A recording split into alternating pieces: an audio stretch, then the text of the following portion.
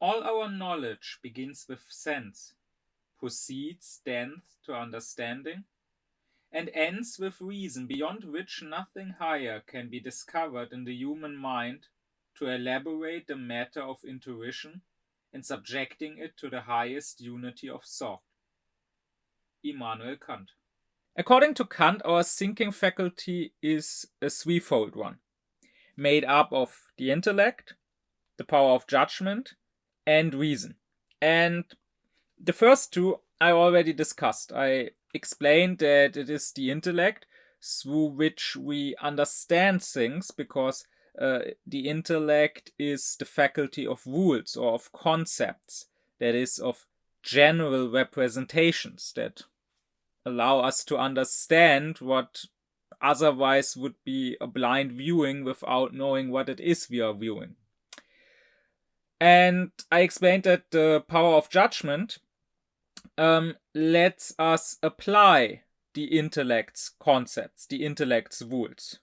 At least that's what the determining power of judgment does, while the reflecting power of judgment reflects about things that we may view and tries to first find the rules when we don't yet have a fitting rule for that thing. So the intellect is about thinking the general, and the power of judgment is about, Kant says, bringing the specific under the general. But that leaves the question, what is reason? And that is a very important question, not just for Kant, but in philosophy, and I would say in life. And it is a question that few can answer. I mean, reason is a word that people have some vague associations with. People use the word reason. But if you actually ask them what it means, if you actually ask them to define it, they usually couldn't. It is quite obvious that usually they just mean reason to refer to whatever they like, and irrational is whatever they don't like. So here in my country of Germany, the word is quite popular in political debate, and you hear people saying we need more reason in politics, and this or that policy or party is completely unreasonable and irrational, and you can't make reasonable politics with them. But again, all they are saying really is we like this policy and we dislike this policy or party, because that's all reason means. It's just a label to put on whatever you like. But of course, that makes it an empty word. It means nothing then. But it's not just the lay people, it's even the experts who usually couldn't give you an answer. You can try for yourself. You can go to any university if you have the chance, and go to the professors of philosophology and simply ask them, what is reason? And I mean, you would assume that they should be able to give an answer if this is basically what their job is, what they have dedicated their lives to, philosophy. Then you would assume that this should be something they know. What is reason? But most of them will probably not be able to give you a straight answer.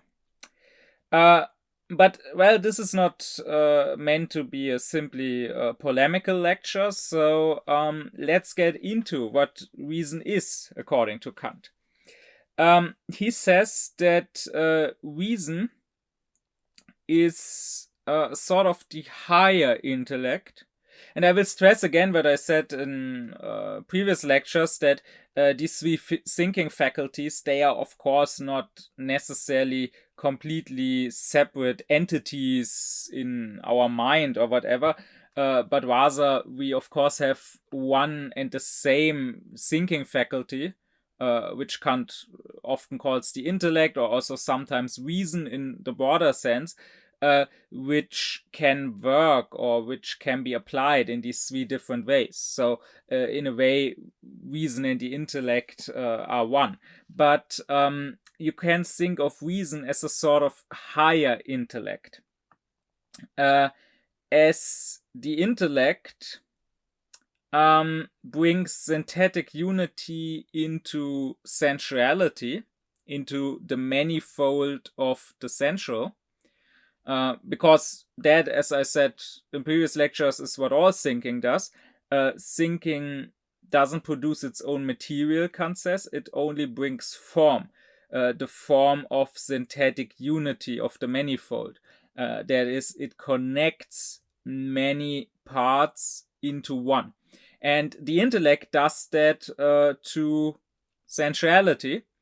Well, reason does that to the intellect. Reason does that to our thoughts. It brings synthetic unity into our thoughts. Therefore, being a sort of higher intellect.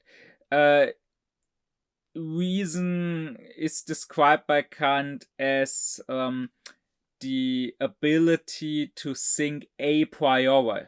So if the intellect is the thinking faculty in general, then reason is the a priori thinking faculty.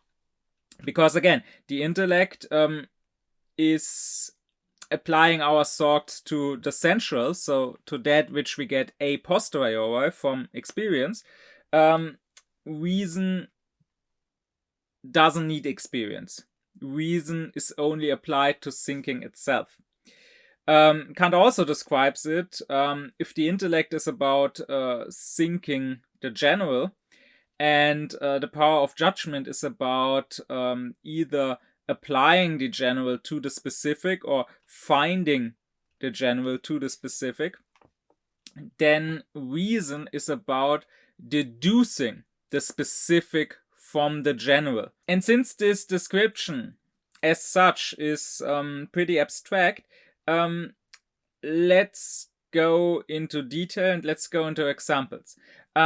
Let's start with looking at reason simply formally. That is in terms of logic, because as I explained in my lecture on what is philosophy to Kant, he describes logic as the purely formal philosophy, which is not dealing with the material, with the content of our thought, but rather just with the formal laws of thinking.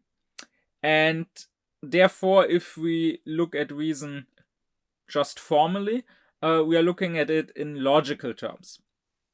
And logically, Kant says, the intellect is the faculty of concepts. The power of judgment is, of course, the faculty of judgments. Reason, then, is the faculty of conclusions. That would be, once again, its logical definition. It is that part of our thinking which allows us to draw conclusions. And a conclusion, just like judgments are made up of several concepts, so if I say that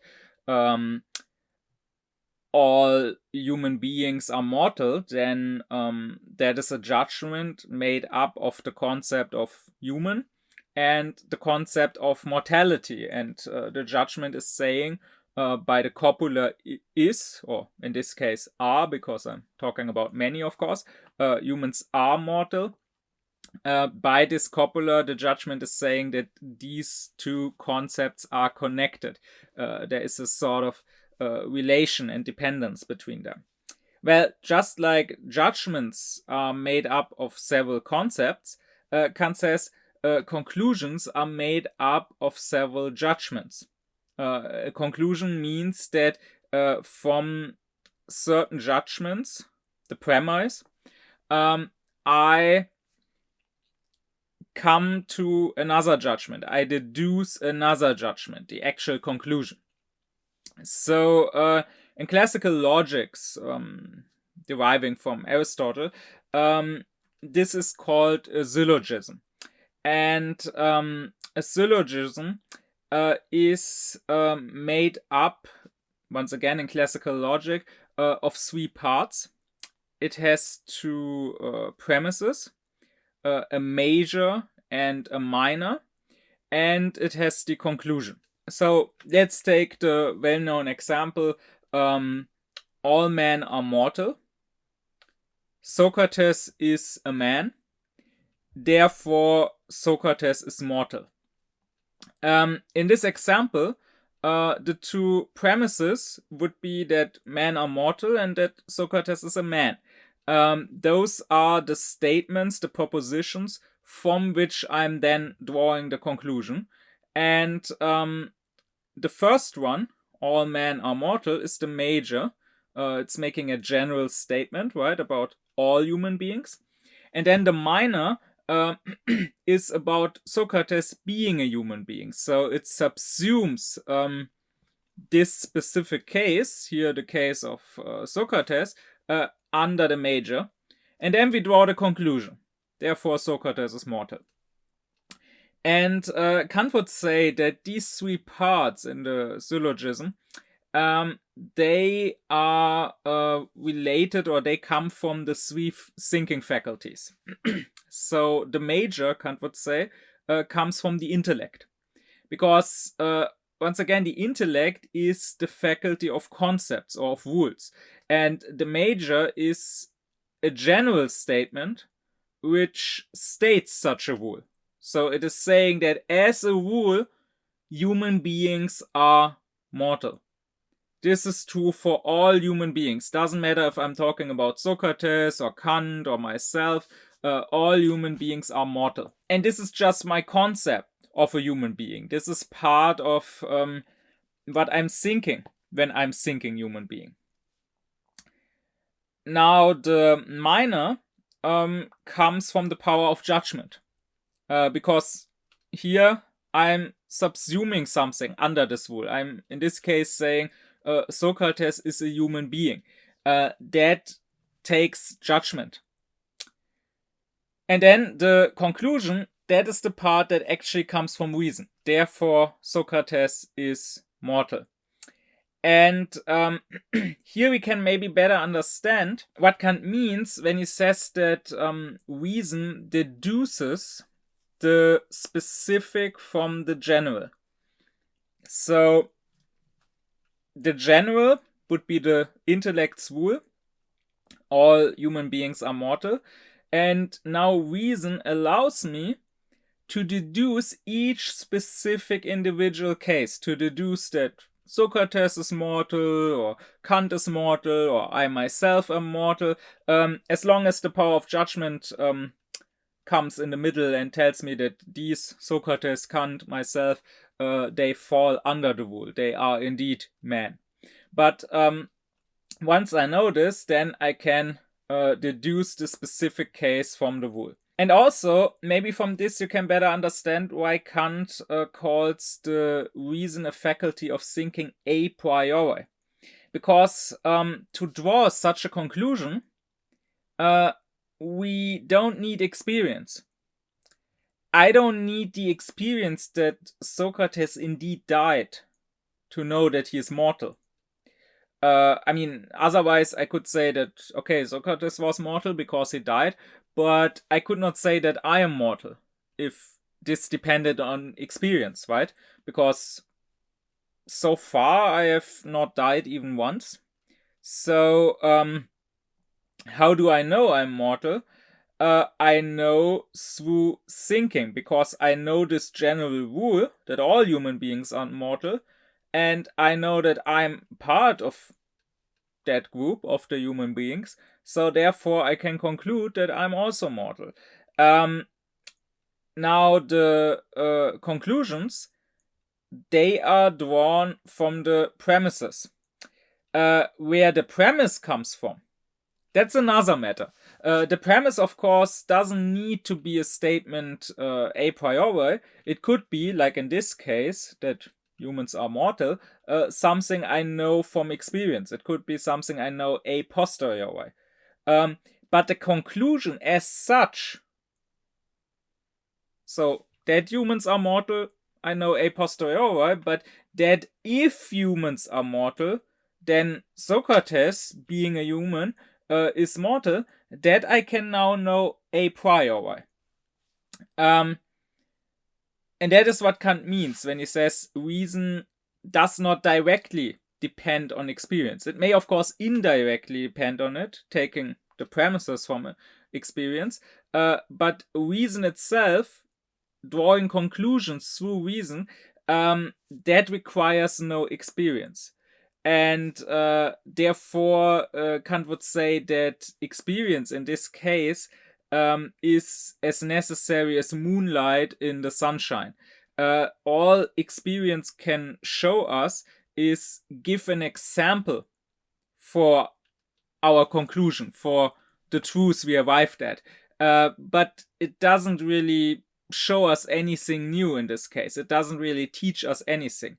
As long as we concluded correctly, as long as there was no error in thinking, and of course, as long as the premises are correct, then we know with absolute certainty, and we don't need experience to first confirm it. We know with absolute certainty that what we concluded must be the case. Now, of course, whether the premises are correct, that's once again another matter, because, of course, I can also make conclusions from incorrect premises. I could say human beings are immortal, Socrates is a human being, therefore Socrates is immortal. Now, here the premise that the major that human beings are immortal is incorrect, but the conclusion is correct, of course. It's a logically correct conclusion. If human beings were immortal, then Socrates, being a human, would also be immortal. And once again, experience here, so in this case, the experience that Socrates died, would not show us that our conclusion was incorrect. The conclusion is absolutely correct. The experience was can make us realize that the premise, human beings are immortal, that premise was incorrect. This structure of the syllogism and this relation of its three parts to the three parts of the thinking faculty is very central to Kant's system and to the architectonic of that system. And I already talked in another lecture about Kant's architectonic method. We already had in previous lectures examples for that.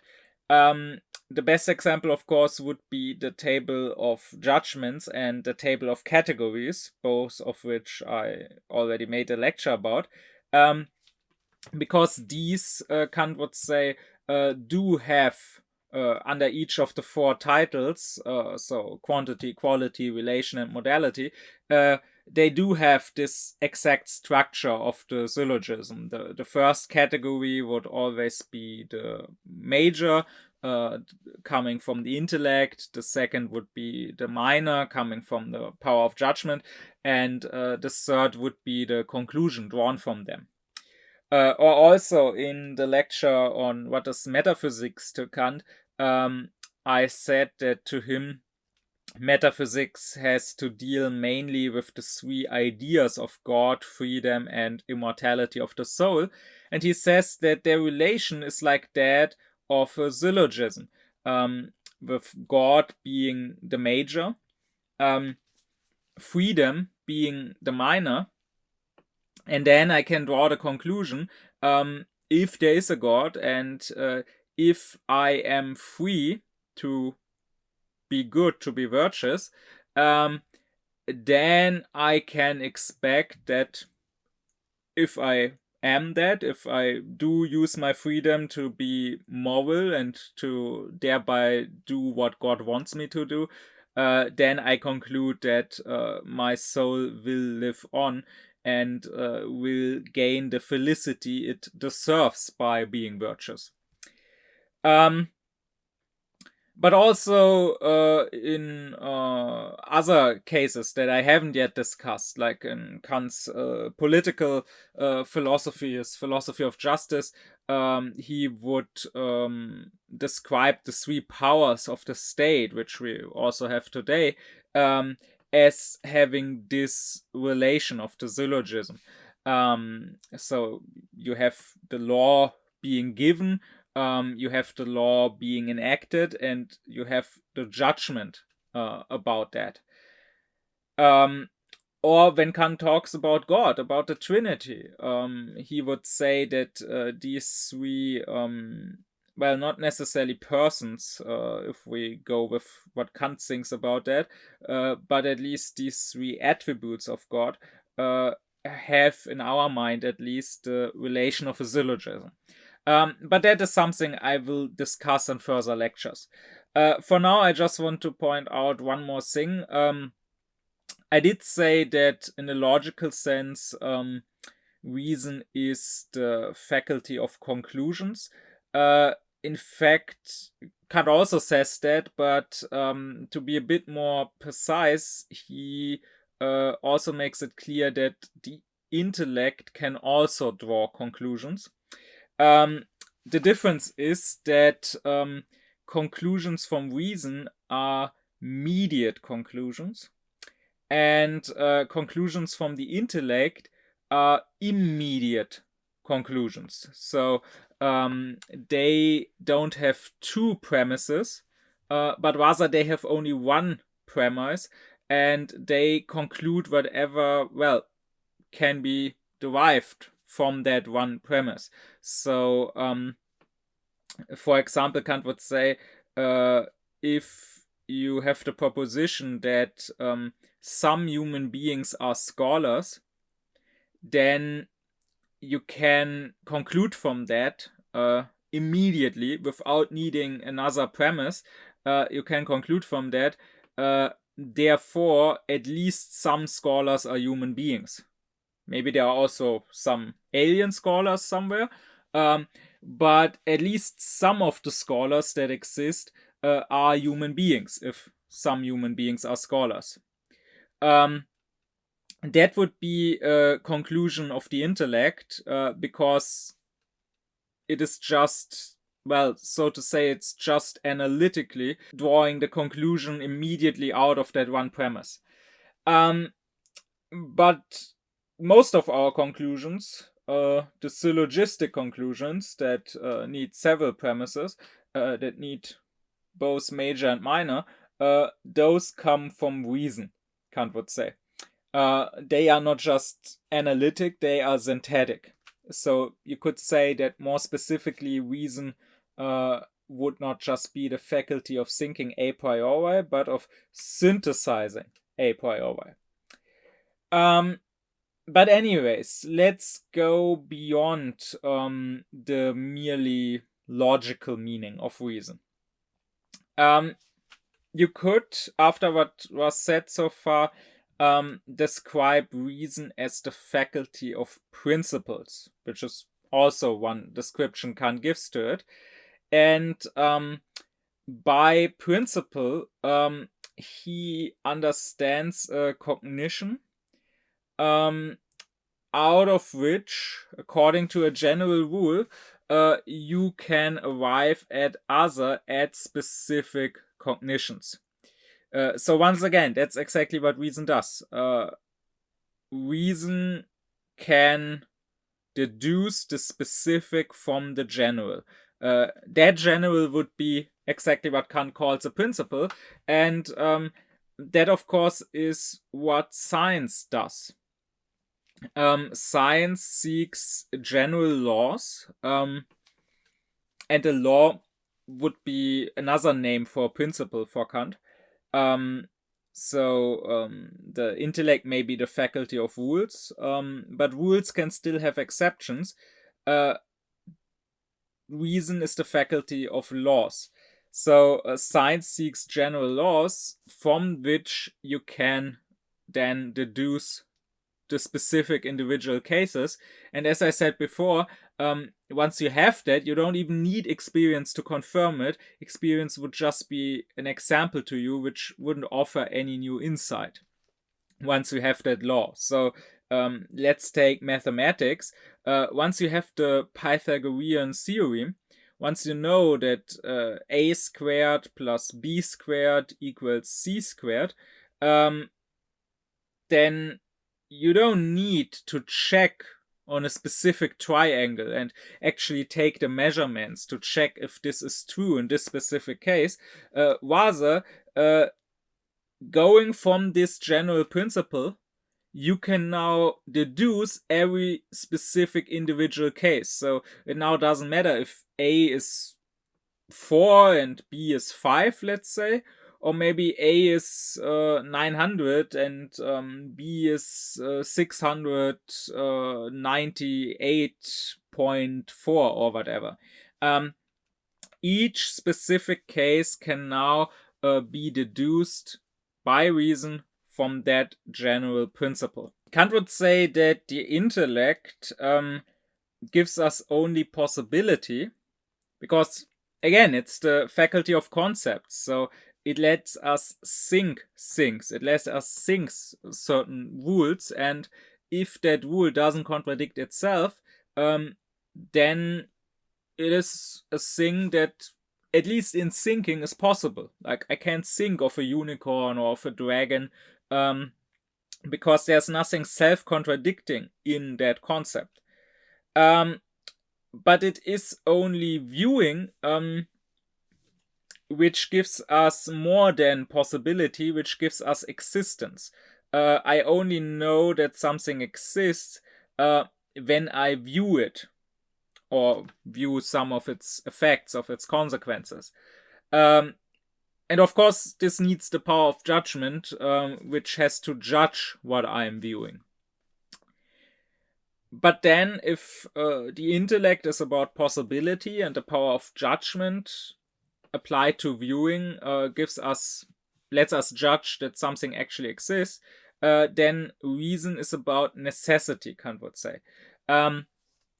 Because unlike the intellect, through reason we don't just think something, but rather we get something's existence by thinking it. So once again, think back to the syllogism. By thinking that Socrates is a man and that men are mortal, I get that Socrates must be mortal. That this is necessary if the premises are right. It can't be any other way. This, of course, also confirms that reason is about thinking a priori, because, as I explained in the lecture on what is philosophy to Kant, this is an attribute of all judgments that I make a priori, that they are universal and that they are necessary. They can't be any other way. And this is true for all conclusions that reason draws.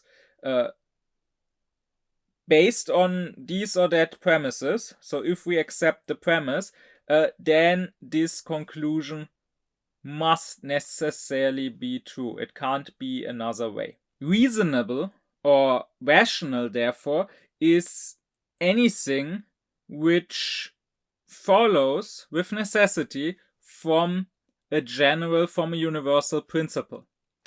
And reason, according to Kant, therefore, means the ability to justify, whether it's our opinions or our actions.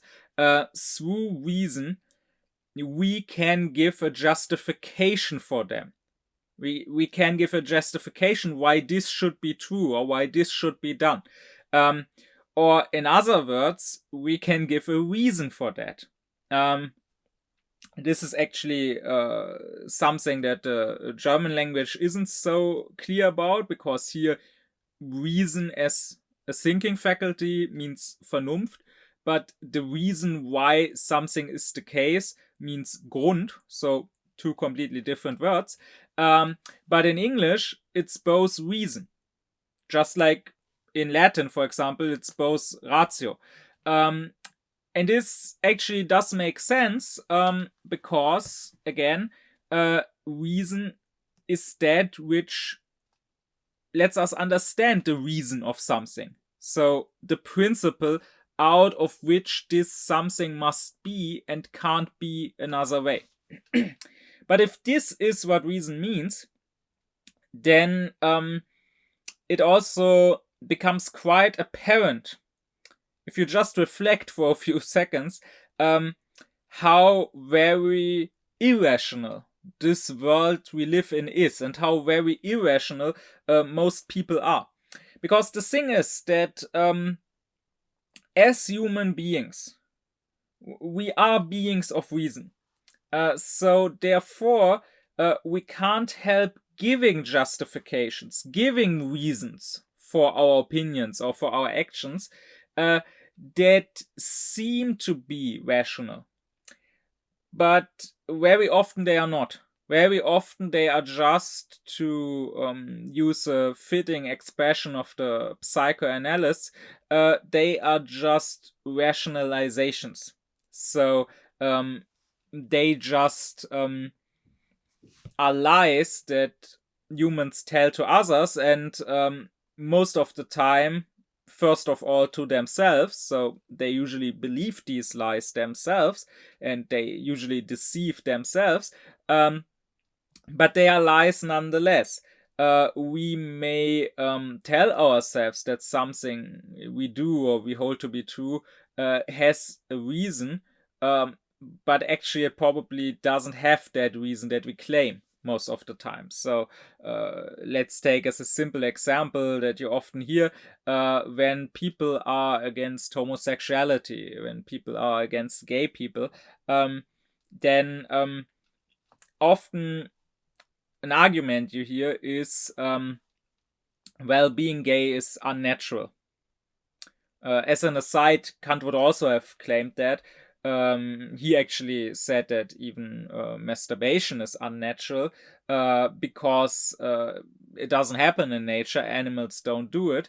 Now, in the case of Kant, we can maybe excuse this with the limited knowledge of biology and of animal behavior that his time had. But of course, nowadays we do know that masturbation, and for that matter also homosexuality, actually do happen amongst animals.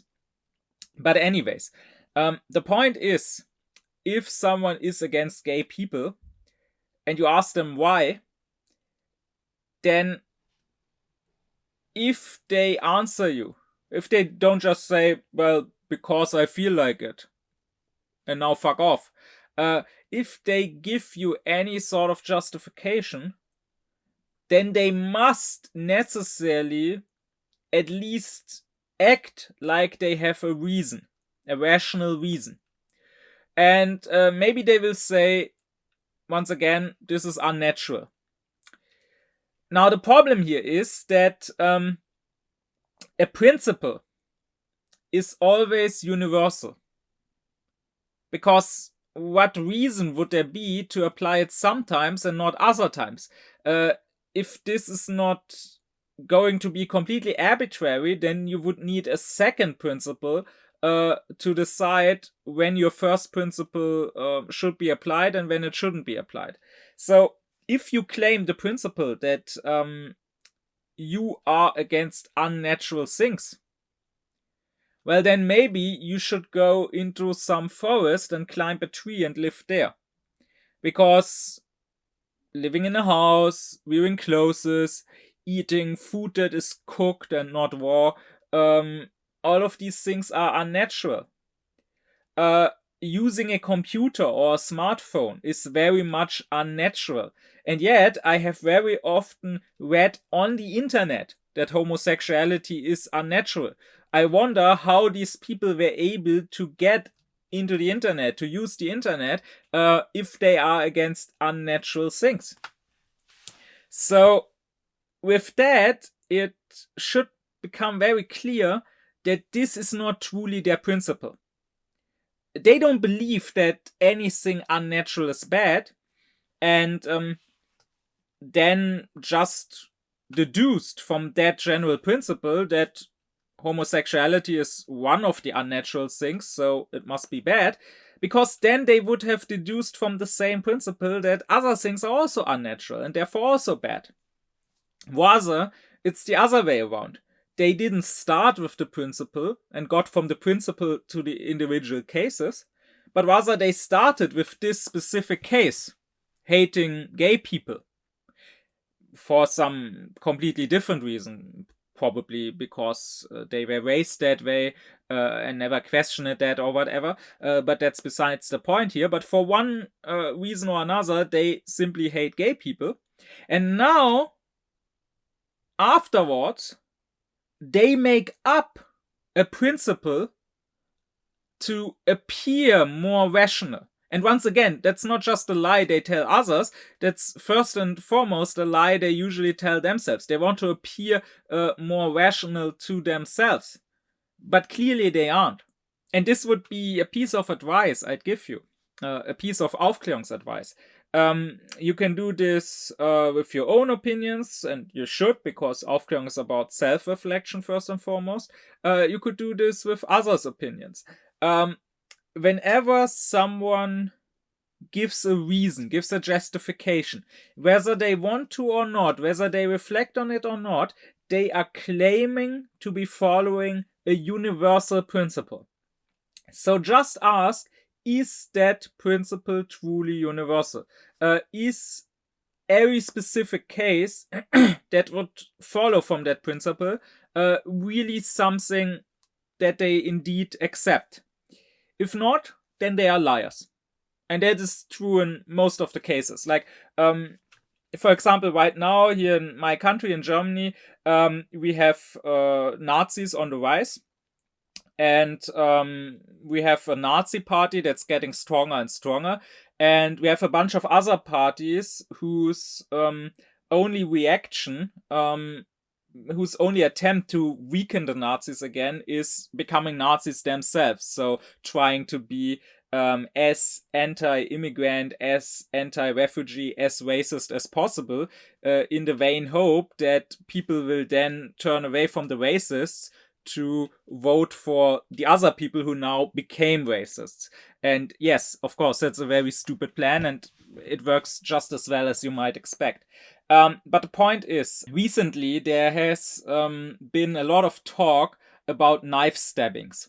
If you follow the media, if you follow people in comment sections, apparently it seems like you can't go onto a street in Germany anymore without some refugee stabbing you with a knife. This is of course not true. Knife stabbings are of course not a real issue. I mean, of course, even a single knife stabbing is one too many, but in the grand scheme of things, they are not a real issue in Germany. But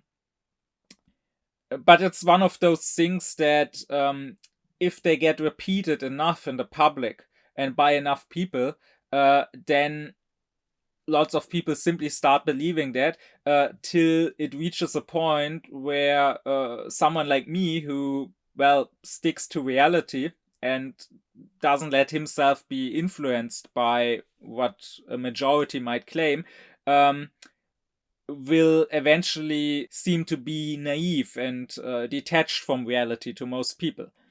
But that aside, people who want all immigrants and all refugees gone will claim they are not racist. And they will point at these knife stabbings to justify their racism. They will say, no, I don't hate these people for their race. I hate these people because they actually kill others, because they are actually dangerous. But now let's see what is the principle that is claimed here. The principle seems to be that death of human beings, I mean, that would be very charitable. Let's be less charitable and say death of Germans must be prevented. And now refugees sometimes kill Germans, so refugees must go. That seems to be the argument here. Well, there's a big problem with that. The problem is that people, or again, let's be less charitable, let's just say Germans, are also dying by other means. And there are other causes that cause more death. So, for example, there are about 8 people every single day dying in traffic accidents in Germany. No one talks about that. Absolutely no one. There are no headlines about it. There are no talk shows dealing with it. It's simply not an issue. Everyone accepts it. Now, of course, an individual case is seen as something terrible. It's called tragic, even though it's the opposite of tragic, because a tragedy is something bad that can't be prevented. That is simply fate. And in this case, it could be prevented. If we had a better traffic policy, we could look, for example, to our Nordic neighbors, because in Oslo or in Helsinki, they actually made real efforts to reduce the deaths and traffic to zero, and they were actually overall quite successful with that. But you don't see any parties suggesting that we should enact similar policies to prevent or to even reduce traffic deaths. Again, you will hear lots of people talking about knife stabbings, but it's simply a fact that there aren't 8 people daily getting stabbed by knives. I don't even see the Nazis claiming such high numbers of knife stabbings. Or, I mean, if you would rather look at murder, sure, we can also do that. Why not talk about the murder of women by their ex-husbands or their ex-boyfriends? Something that happens every other day in Germany. So, every 2 days, a woman here somewhere in Germany is killed by her ex. Again, I don't hear anyone talk about this. I mean, sure, some marginalized feminists are talking about this, but I mean, in the grand scheme of things, I don't hear the public really being concerned with this. So, I could go on, I could give more examples, but I think this is enough to prove that those people, without exception, who make a big deal out of these knife stabbings by refugees, they are racist. There is no other explanation for it. I mean, even if we assume that every single knife stabbing in Germany was done by refugees, which is also not the case, the majority are actually done by Germans. But even if we assume that they were all done by refugees, there would still be way more people dying in car accidents, or there would still be way more women being killed by their exes. So why should we not tackle these problems first if what we really want, if the principle that we are going by is preventing death? The only possible explanation I have is because we don't want to prevent death, because we don't care one bit about people dying unnecessarily, but rather we are just racist. And we just want to find an excuse, a rationalization for that racism. And I know some people will not like to hear that. I know some people will start fuming when I say that. I know some people will leave a dislike or will throw an insult, but I have to point out, guys, that this kind of reaction is not a refutation. A refutation would be if you could explain to me either how my numbers are wrong and how actually knife stabbings by refugees are the number one cause of death in Germany, and there's no bigger issue causing death in Germany, or you would have to explain to me why you focus on this topic specifically when there are so many other dangers, so many other causes for people dying that could be tackled first by politics.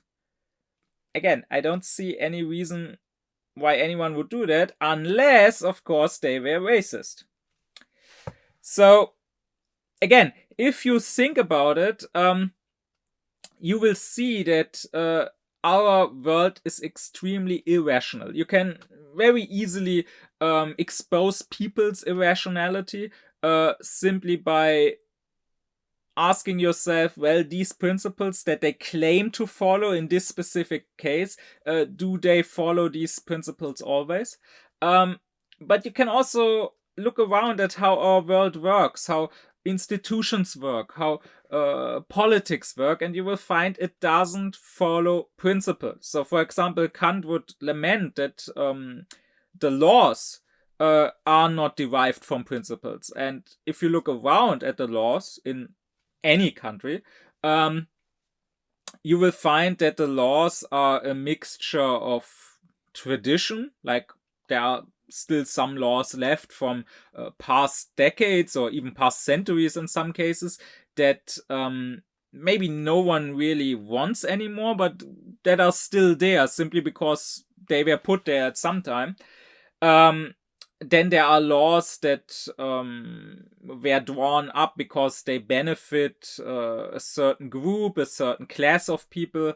There are laws that were put in place for ideological reasons. There are laws that are shallow compromises between different parties, different political factions that no one was really content with. But many laws don't follow a rational principle. And whenever we pretend they do, once again, it's easy to expose that they don't. Like, why, for example, are alcohol and cigarettes allowed, but many other drugs are forbidden? So if you tell me those other drugs, they are illegal because they are dangerous, because they are unhealthy and people can get addicted to them, well, I have news for you. The same is true when it comes to alcohol and cigarettes. So if that is your principle, if you're saying the state should make anything illegal that could harm people and that could make people addicted, then you would need to make those illegal too.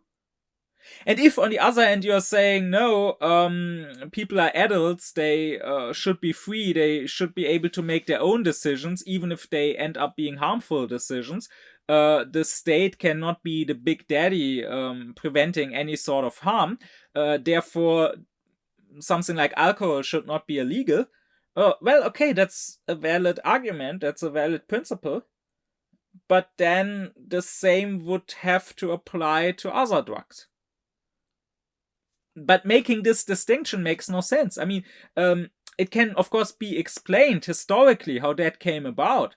And there are, of course, ideological explanations why some things like alcohol are not really seen as a drug, they are seen as normal, and other things are not.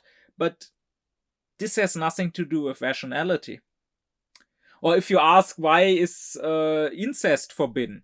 And on the other hand, something like homosexuality is allowed. There's no good reason for that. If the answer is, oh, incest could cause babies being born with disabilities, well, first off, if you want to prevent disabilities, you wouldn't have to forbid any sort of incest. You would just have to forbid inbreeding.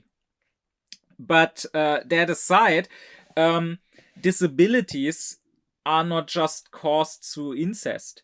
They can also be caused by people getting children at an older age. So, like a woman past 40 has a higher risk of getting a disabled child. This is somewhat known, but what is less known is that for men, the risk also gets higher with age. So why don't we make it illegal for people past 40 to have sex? Of course, if any politician tried that, his career would be at an end. There would be a big revolt, and a justified one. But then again, it would also be justified for people wanting to engage in consensual incest to revolt. Of course, they can't because there are too few of them, but that's really the only thing preventing such a revolt. Or likewise, people who are not related, but who both come from families where certain disabilities are inherited, they also have a risk of conceiving a disabled child. Actually, a higher risk than two siblings would have who come from a healthy family. So, obviously, wanting to prevent disabled children is just a rationalization, but it's not the true reason why incest is forbidden. And I mean, it's not just forbidden. People will also say it's disgusting, it's gross. This clearly has nothing to do with disabled children. Thinking that a brother and sister kissing is gross is not because that kiss would produce a disabled child. No, this, of course, has more to do with the way you were raised and socialized. It has more to do with our culture. And of course, this goes back to Christianity and to the old Christian prohibition of incest. But then Christianity has also historically forbidden homosexuality and has also raised people in a way to think that homosexuality is gross. But when it comes to homosexuality, we have moved past that and we have realized, we have become more aufklärt and realized that this is simple ideology and not something we should continue, that it is not right to prohibit homosexuality just because traditionally in our culture it has been seen as something bad. So why can't we also become more aufklärt when it comes to incest? Or let's take something like our democracies.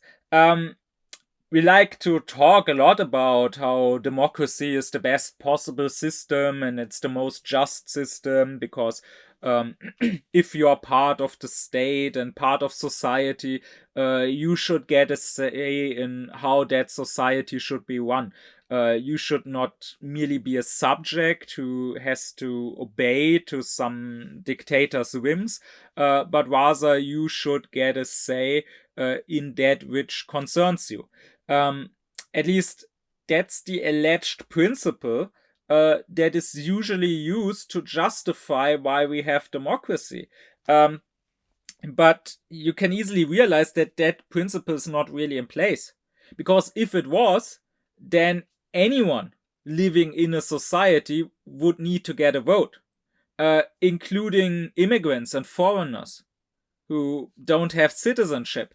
I mean, what does that matter whether they have citizenship or not? They are still part of that society. So why should they be subjected to other people's whims without getting their say in how that society should be run? But it's not just non-citizens, it's also children. I mean, someone who is below 18 will also be affected by that society's decisions.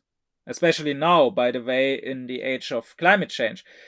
So why should they not get a say in how it is run? And of course, many people would answer, well, they should not get a say because they are too immature. Someone who is below 18 wouldn't know what they are doing. Well, if that is your answer, then you are claiming to follow a principle, but that principle is clearly not a democratic principle, because democracy would be the rule of the people, and underaged people are part of the people. Belonging to the people or not belonging to the people has nothing to do with your maturity. If you want to base who gets and who doesn't get to vote on how mature someone is, that would be aristocracy. Because Ariston is the best in Greek. So aristocracy is the rule not of everyone, but of a limited group, and more specifically of the best. Now, this aristocracy would not be aristocracy of small nobility, of those who are best because they come from the best families. Rather, what you would be proposing would be an aristocracy of the most mature people, but it would still be an aristocracy. And I mean, okay, fair enough. I don't say that you have to be a Democrat, that is the only valid opinion. You can say, well, I am against radical democracy. I prefer a form of aristocracy based on maturity. But then you also need to realize this is also not the system we have. I mean, it's not like people magically get mature the day they turn 18. There are clearly very mature people below 18, like people like Greta Thunberg when she was 15, was surely more mature than most older people are. But then on the other hand, there are many people who are past 18, who are past 30 or 40 or 50 or 60 even, who are completely immature. I mean, there are people that are conspiracy theorists. There are people that will claim that the world was first taught technology by ancient aliens, or the earth is actually flat, or there is no climate crisis. Those people also get to vote. So if you let complete nutjobs vote, why can't you let someone who's 17 or 16 or 15 or even 8 years old? I assure you, the average 8-year-old, I'm not saying he would be very good at understanding politics, but I'm saying he would probably not be worse than some flat earther. So clearly, basing voting on maturity is not our true principle. Because if it was, then we would not base it on age. We would have to come up with some sort of maturity test that you would have to first pass. Then you would need a voting license like you need a driver's license. But that is not the system we have, and that is not the system most people want to have. So what all these examples and many, many more that you can think of yourself show you is the world is not organized in a rational manner. Because rationality, once again, would mean having a single principle and then applying that principle, and the specific case would leave no room for freedom. The freedom is in which principle we want to choose, but then the specific case is deduced with necessity from that principle. And if it is at odds with that principle, that means we are at odds with ourselves. That means we are irrational. And of course, we could discuss which principle would be the best. Like, for example, when it comes to the state, there are various principles proposed.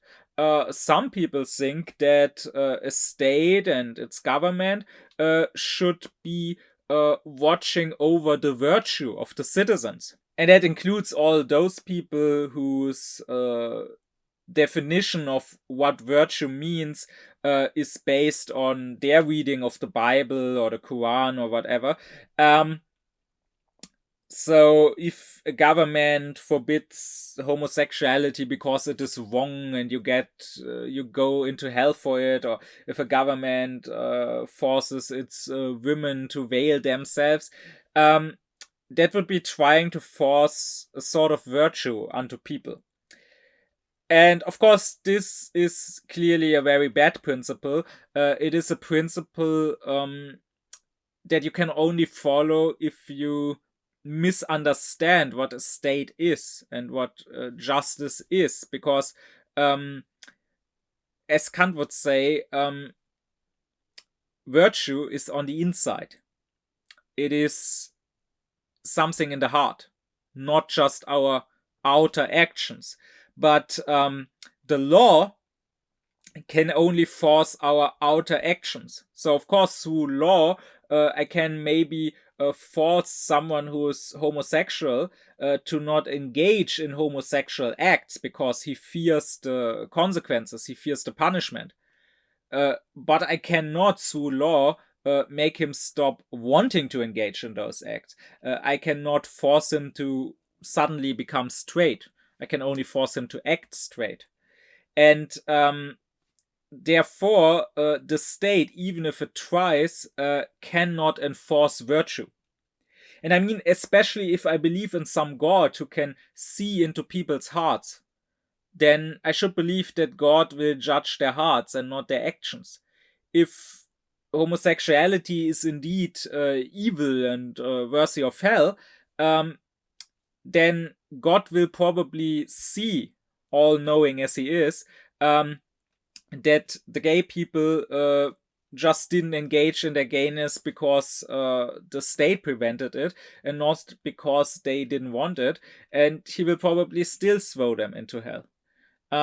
which also wouldn't be my problem if I'm not one of them. So that's another reason why I don't have to enforce other people's virtue, because my virtue doesn't depend on it. Another principle that many people would want the state to follow is saying the state should be responsible for the people's happiness. The state should make people happy. But that, as Kant and also Fichte would point out, is actually the principle on which despotism is based.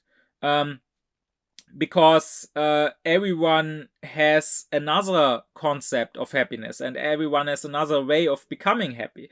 The state should give us the freedom to make ourselves happy, but it should not try to force us to be happy. That would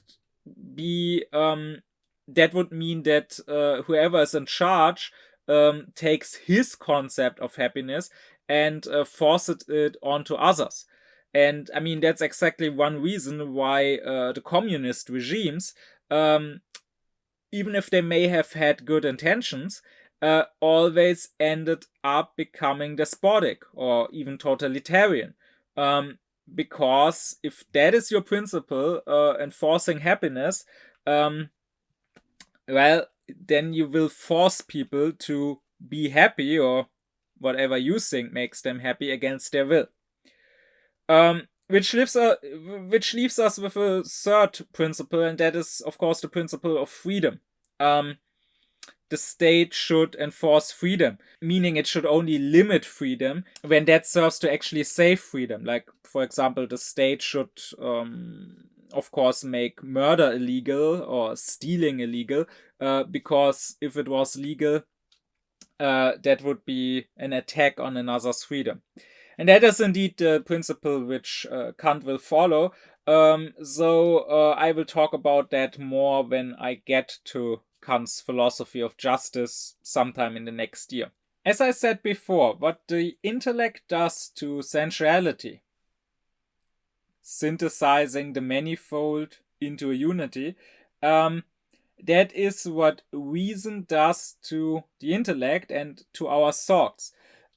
So reason always wants a conclusion to things. Reason always desires completeness. It desires a sort of totality or absoluteness, and it can't ever be satisfied without. So let's take the concept of causality, which as a concept, more specifically as one of the 12 categories in the table of categories, belongs to the intellect. If I meet a human being, then I will think that he didn't just appear out of nowhere, but rather he was caused. He probably has parents. And that's what my intellect is thinking here. Now, the intellect will be content with that. Of course, I can turn my intellect towards his parents, and then I will realize that they too must have had a cause, so they must also have had parents. And I can turn to those parents, and again, I will think that they need to have parents of their own, and so on. But the intellect would always stick to each specific case and to each link in this chain. The intellect would never look at the chain as a whole. But reason does exactly this. Reason, again, being about principles, and in Latin, principium is the first. So it's that which comes at the start, at the beginning. So reason wants to know what is the principle that is the first cause out of which these other links in the chain came. So reason would say, wait a second, this can't go on forever. One human being having others as parents who then also have parents and so on. There must have been some sort of start. Now, whether that is Adam being created out of the earth, out of clay by God, or whether that is human beings as a species coming through evolution from another ape-like species. That's another question. But reason will want some sort of completeness, some sort of totality, some sort of starting point. I mean, the same could be said for the universe as a whole, right? No matter if you say that God created it in 7 days or that it came from the Big Bang, you won't be satisfied because you are a being of reason, unless you are given some starting point, some unity out of which this multiplicity came about and can be derived at. Kant would say that this reason, out of the 3 thinking faculties, develops last in human beings. So the first one to develop is the intellect, because even a very small child will already start forming concepts about the world. It will already start sort of understanding things. And then second, the power of judgment develops, because then we train applying our concepts, and we learn better and better to apply our concepts correctly. But reason comes last, and in the case of many people, it barely ever comes at all. Because again, reason would ask for the principle or for the, reason of things.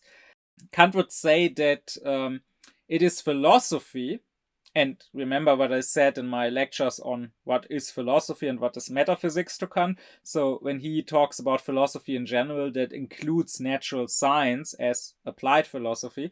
It is philosophy which asks for reasons, while the common intellect of the non-philosopher or the non-scholar, the common intellect is much more interested in effects, Kant says. So the common intellect goes in one direction towards the future, but it doesn't turn back so much toward the past and isn't so much interested in where something comes from. So, for example, Kant would say if there's a storm, a thunderstorm, a hailstorm, the common peasant, the common farmer, he will not so much ask, why is there a storm? Where does it come from?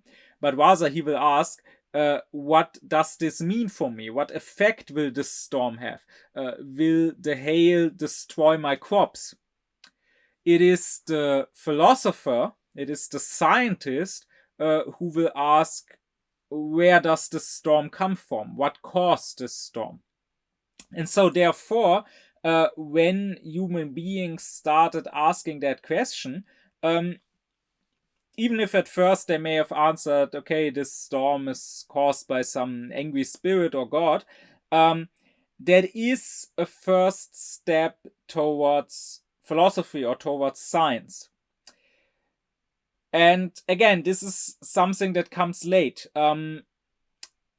The child may develop concepts about the world. So the child may already learn, okay, this is a bird and birds can fly, or this is water and when water gets cold, it turns into ice. But the child at first will be a sort of positivist, just accepting this as a fact of life. And the child at first will be more interested in the effects of this. What does this mean for me? So, for example, it gets cold, so water turns into ice, so the lake is freezing over, so that means I can go ice skating. Nice.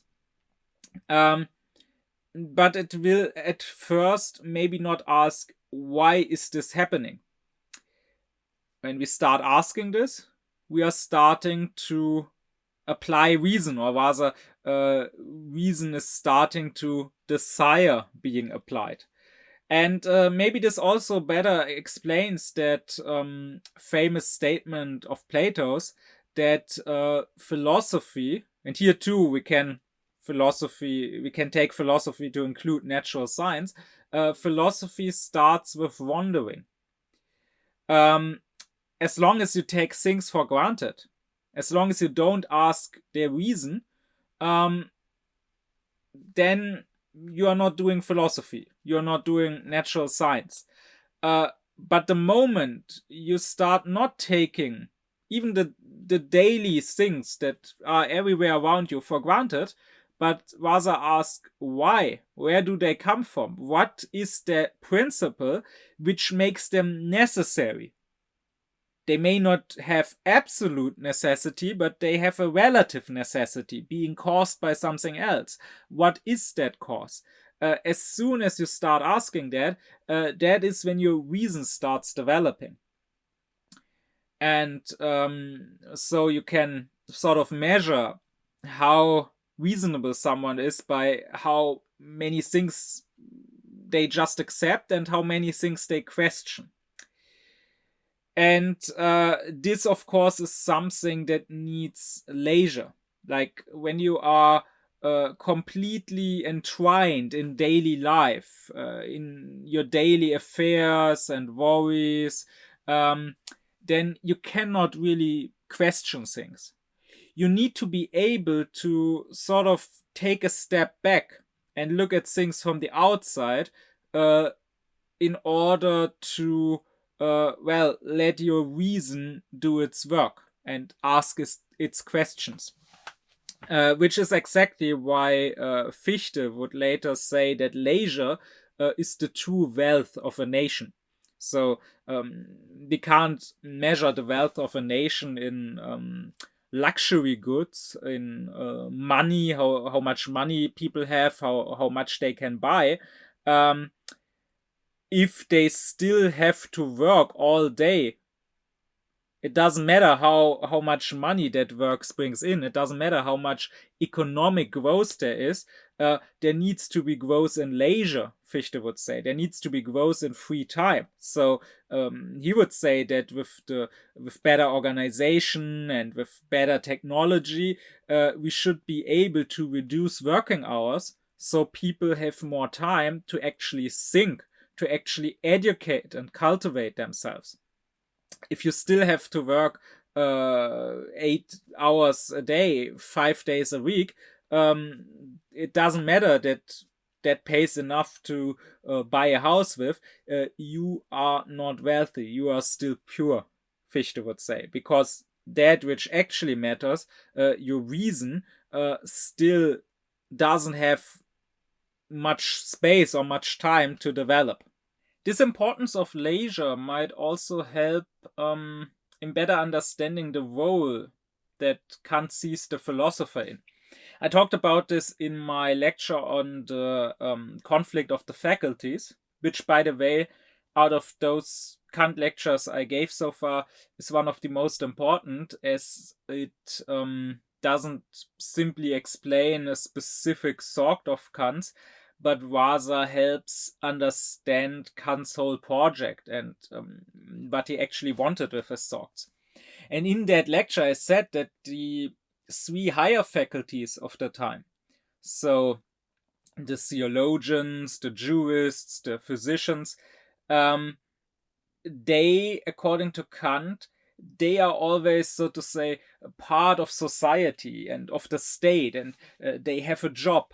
They are intertwined with society, and that means that they can use their reason, but not entirely freely. They have to use their reason within certain bounds or for certain goals. And only the philosopher, which here means the philosopher in the broader sense, so not just a metaphysician, but it could also include a natural scientist, as long as he really is just that, as long as he is just freely doing research and inquiry. The philosopher is the one who is truly free to ask this question of reason, this question about the beginnings, about the first principles, and who is not bound by any other considerations. Like the theologian cannot go beyond the dogmas of his church unless he wants to leave his church. But the philosopher should be free to ask, for example, where does the human being come from, and to not be bound by the Bible saying, well, we come from Adam and Eve or whatever. And this is very important to Kant, because this should also be how you speak publicly. I will talk about this more when I get to Kant's concept of Aufklärung and of free speech. And he would say that free speech is there so that, not that you as a private person, so you as maybe a theologian or jurist or a mediciner, but rather free speech is there so that you as a public person, so as a human being in general, as a philosopher, as someone who freely uses his reason and freely asks about the beginnings, about the principles of things, that you can do that publicly and talk to others about this and find the truth together with others. So that is why this freedom, this leisure, is so important to the philosopher. His reason must not be bound or tied up. I have two remarks here to make about this desire of our reason to ask for the origins, for the principles, for where things come from, and therefore also for, well, the justification of things. The first remark is that this seems to be specifically human. So I don't see any animals asking those questions. And that is an important remark, especially in our day, because the reigning ideology now claims that humans are just animals and there is no difference in quality. Maybe in quantity, maybe humans are smarter, but they are not fundamentally different from animals. And often you get pointed at animals that are very clever, that can use tools and solve problems as a sort of proof. And to be clear here, sure, biologically humans are animals, and Kant also said that. But to him, humans were more than just their biology. They were more than just organic beings amongst others. And I think one thing that points at this is exactly that we have reason, meaning we ask for justification, we ask for principles, we ask for, well, in English it's even the same word, we ask for reasons. And animals don't do that. Even the clever animals, they may use tools, but I don't see them asking where things come from. Which is also why I don't see them have anything like religion or science or philosophy. So there seems to be indeed a fundamental difference. If anything, coming from Kant, you could maybe argue that animals have a certain intellect. Because the intellect to Kant is the faculty of concepts or of rules. And in order to use a tool, for example, you really only need intellect. You don't need reason. You need to understand certain rules by which this world works so that you can use those rules for yourself. But you don't need reason that asks, where do these rules come from? What are the laws and the principles that govern those specific rules? To be clear, Kant would say that animals also don't have intellect. He would say that what we can only do through intellect, if animals do it, it's not done by intellect but by instinct. And one indicator for that would maybe be that there is no development, right? So sure, some animals may be clever, they may be skillful, they may use tools, but even in hundreds or thousands of years, they don't develop their tools. They don't have a technological progress. And if you used intellect, so if you understood rules and used tools according to those rules that you have understood, then you could always expand on that. You could understand the rules better and improve your tools. And that seems to be something that animals don't do. But even if you wanted to say that this is not instinct, this is indeed intellect, okay, but that would still be something different than having reason. And reason is something, at least to my knowledge, that no animal displays. But on to the second remark. I would argue that even though Kant says out of the three thinking faculties, reason is the last to develop, I would argue that still, at least the disposition for reason shows itself very early on. Because you know how children always like to ask why. You tell them something is so and so, they ask why is it like that? And when you give them an answer, they again ask why. And you give a new answer, and again, every time they will keep asking why. And that, I would say, is always already a display of this desire of reason to find the principle behind something, to find, the first reason out of which that something came. And that is also, I would say, why many grown-ups are so annoyed eventually by these questions. Because those questions, they basically show those grown-ups, even if not consciously, they feel it through those questions, they show them how irrational they are. Because a lot of what they believe without good reason. They just believe it because they are used to it, because everyone believes it, but they never questioned it and asked for the reason. And a lot of what they do, or what everyone does, they just do it out of habit. They have never questioned it. They do it because everyone has done it, and they have learned that this is what you do. But then along comes this little child who is not yet part of society, and who has not yet learned what you do, and the child now questions these things. And that makes the grown-ups feel how they have no proper answers.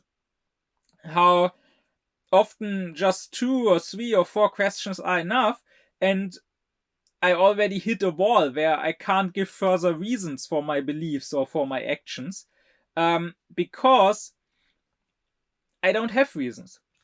Because they don't have a firm fundament, but rather they are sort of floating without a fundament in empty space. And the child reminds me of that. It reminds me of my irrationality, and that greatly annoys many grown-ups. But the way they react to this, quite frankly, is child abuse. If they are annoyed and refuse to give a proper answer, that is child abuse. And this is not meant as a mere emphasis. I mean it exactly the way I say. I mean that this is child abuse. When the child asks, by the way, very justified questions like, why can't I have another piece of chocolate? Or why can't I keep playing video games? And the only response it gets is, because I say so, or because I'm your mother, or whatever, then a more aufklärt society would see such an answer and treat such an answer no different from a parent reacting not with such an answer, but with a slap to the face. Because, for one, it comes from the same posture. So, no matter whether the parent is annoyed and says, because I'm your mother, or because I'm your father, or whether the parent is annoyed and slaps the child, both is done ultimately out of weakness. Both is done because the parent is overwhelmed. The parent doesn't know how to deal with the child. The parent is maybe already stressed, having other things to deal with, not giving himself enough time, enough space, and now there comes this child and also wants something. And again, it reminds these parents of their own irrationality. Because unaufklärt people, as Hannah Arendt noted, they are walking cliches. They talk in cliches, they live according to cliches. They don't know why they do what they do. They never ask themselves.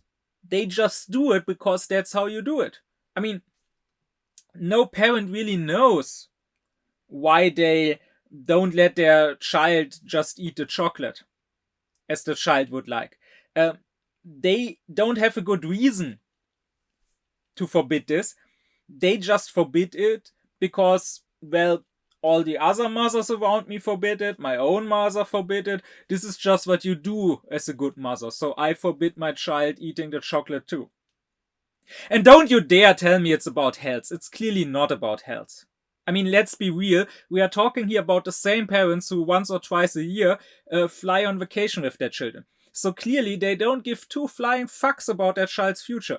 Because I'm quite convinced that the complete collapse of our society due to ecological collapse will fuck the child's future over more than 1 or 2 pieces of chocolate more or less. So clearly, this is not because parents have consciously thought about what's good or what's bad for the children's future, but rather it's just because they follow cliches. And the children's question remind them that they just follow cliches, which annoys them.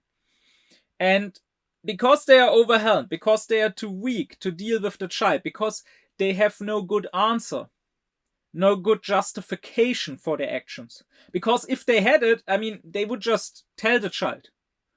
Why would I, if asked a question, if asked, why do you give this order, why would I not give a good answer? Why would I not give a justification if I had one? I can't think of a possible reason. The only reason I can think of is if I didn't have a justification, then of course I wouldn't give one because I couldn't. So, for one, the posture of those parents who hit their children and those parents who say, do that because I'm your parent, is really the same. They are both too irrational to really give a reason. They are both too weak to deal with the child, to have a dialogue, to treat the child as a human being. Because that is something most parents seem to not get. The child is your equal.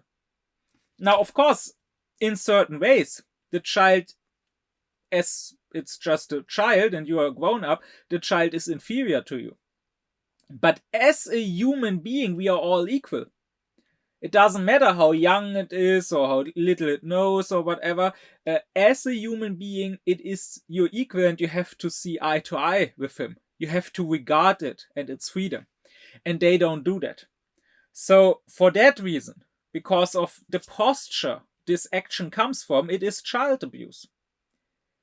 No matter if you give this physical abuse of slapping the child,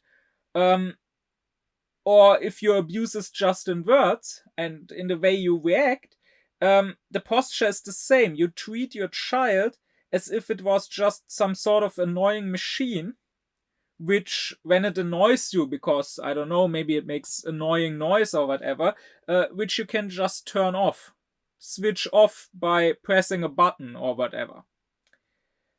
And also, it is child abuse because of the result, because what we are doing here is we are raising these children to blindly follow authority, to not question things, to not demand that things are reasonable and justified, to not demand good explanations, to not follow their own understanding and insight, but to just follow the orders. And that is the way parents raise their children, caretakers in daycare raise the children, teachers raise the children.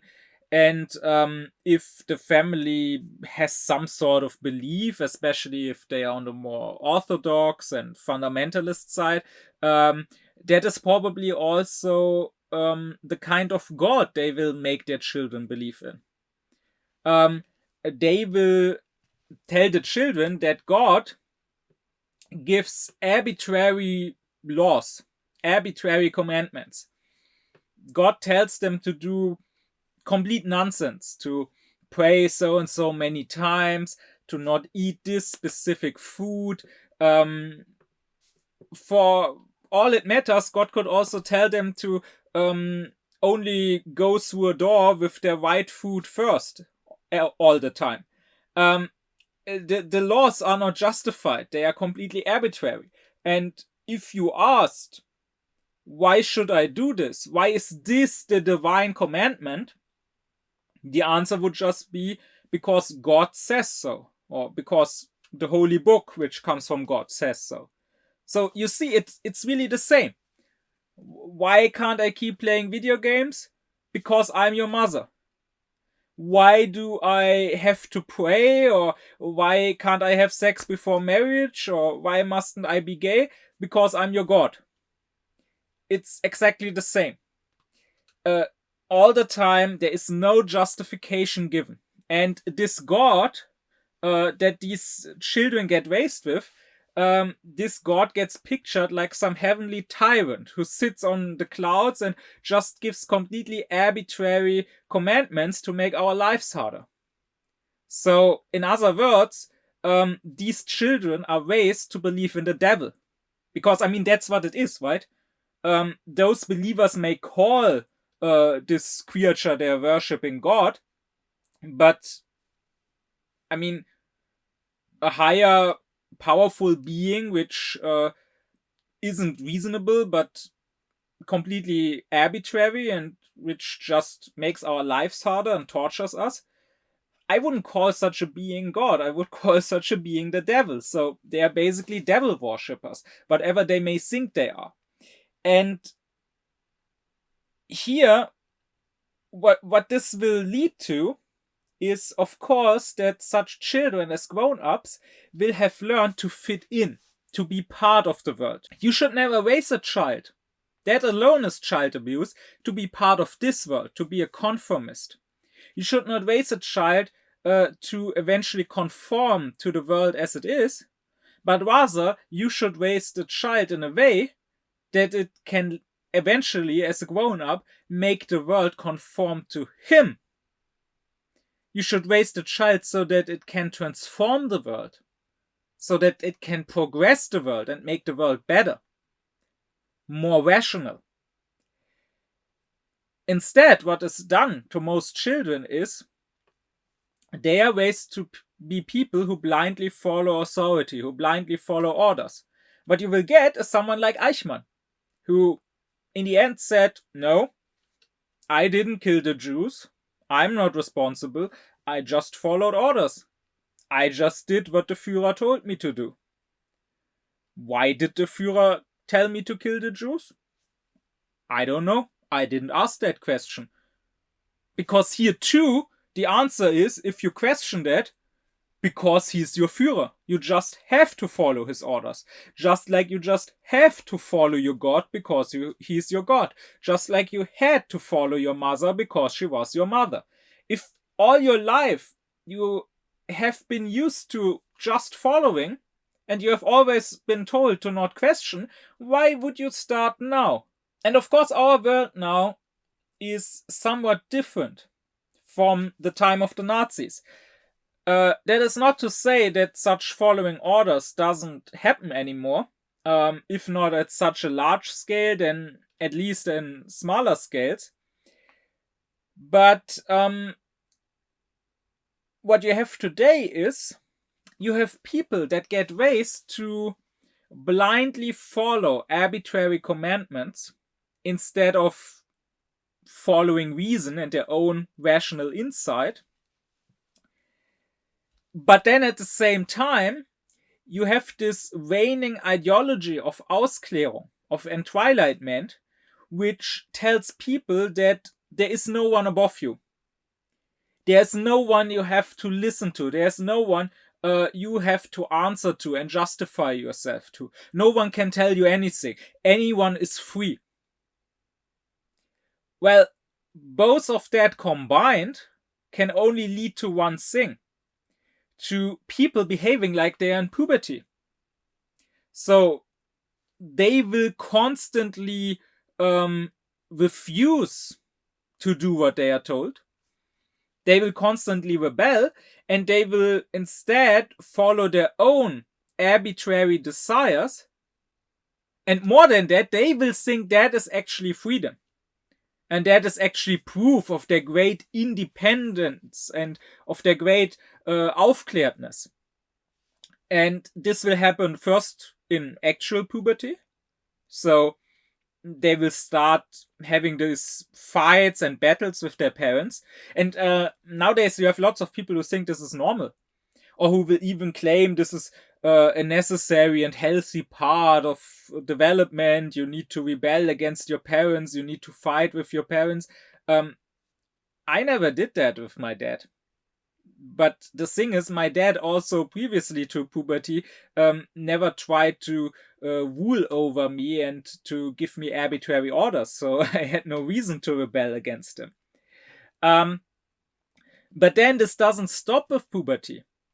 Those people become grown-ups, they come of age, but they are stuck in puberty. I mean, they are just overgrown children at that point.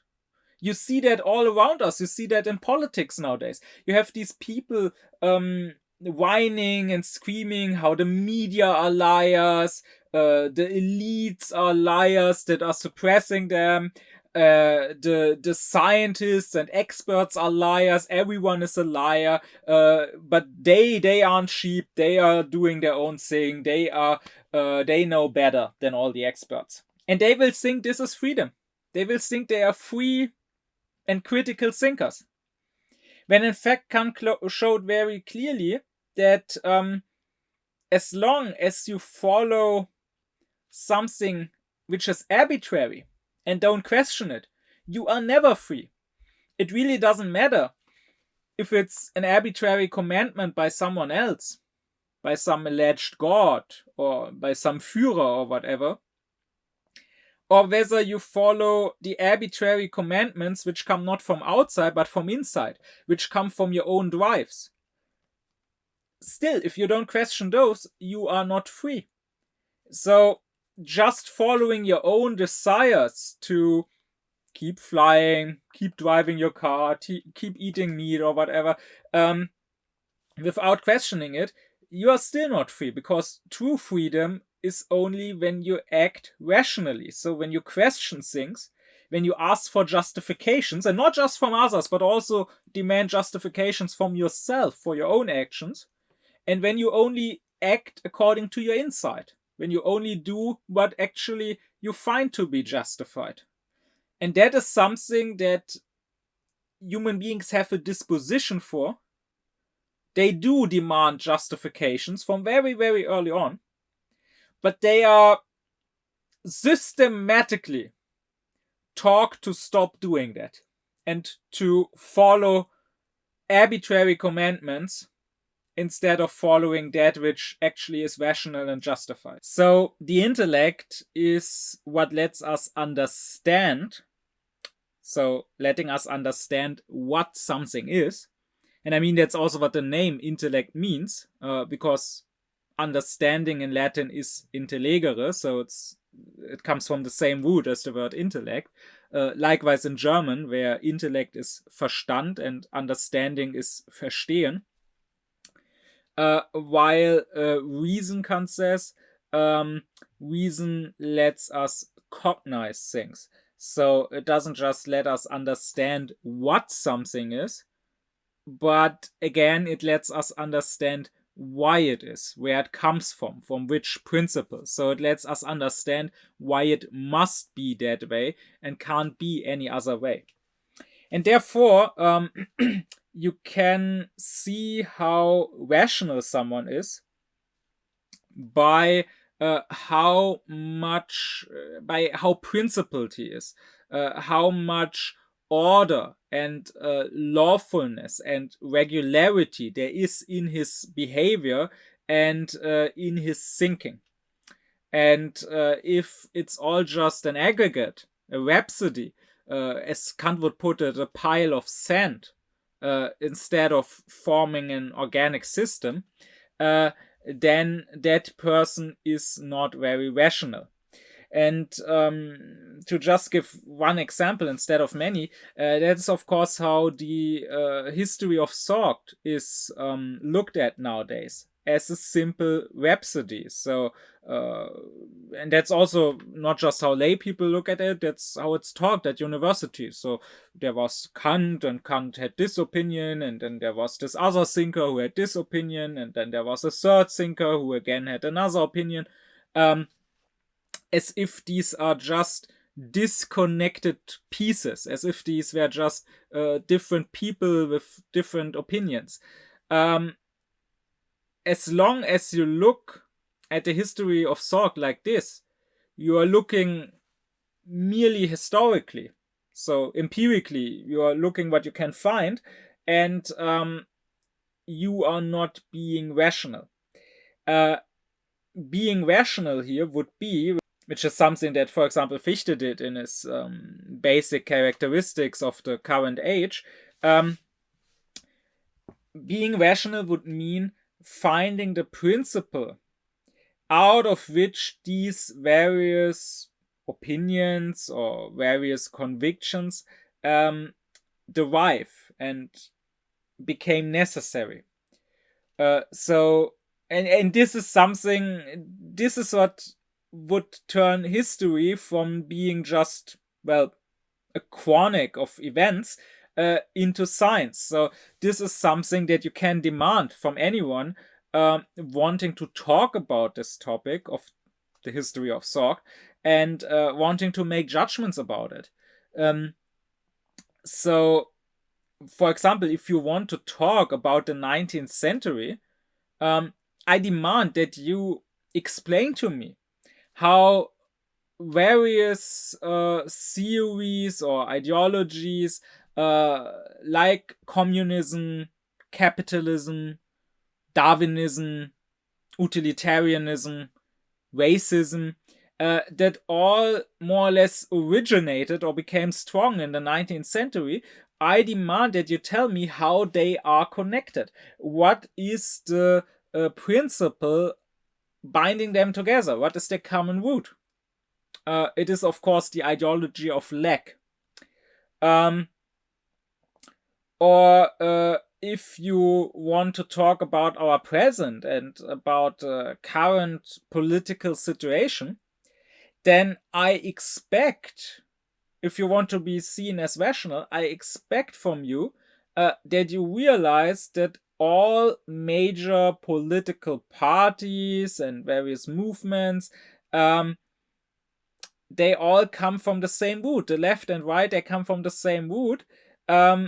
They are all liberals.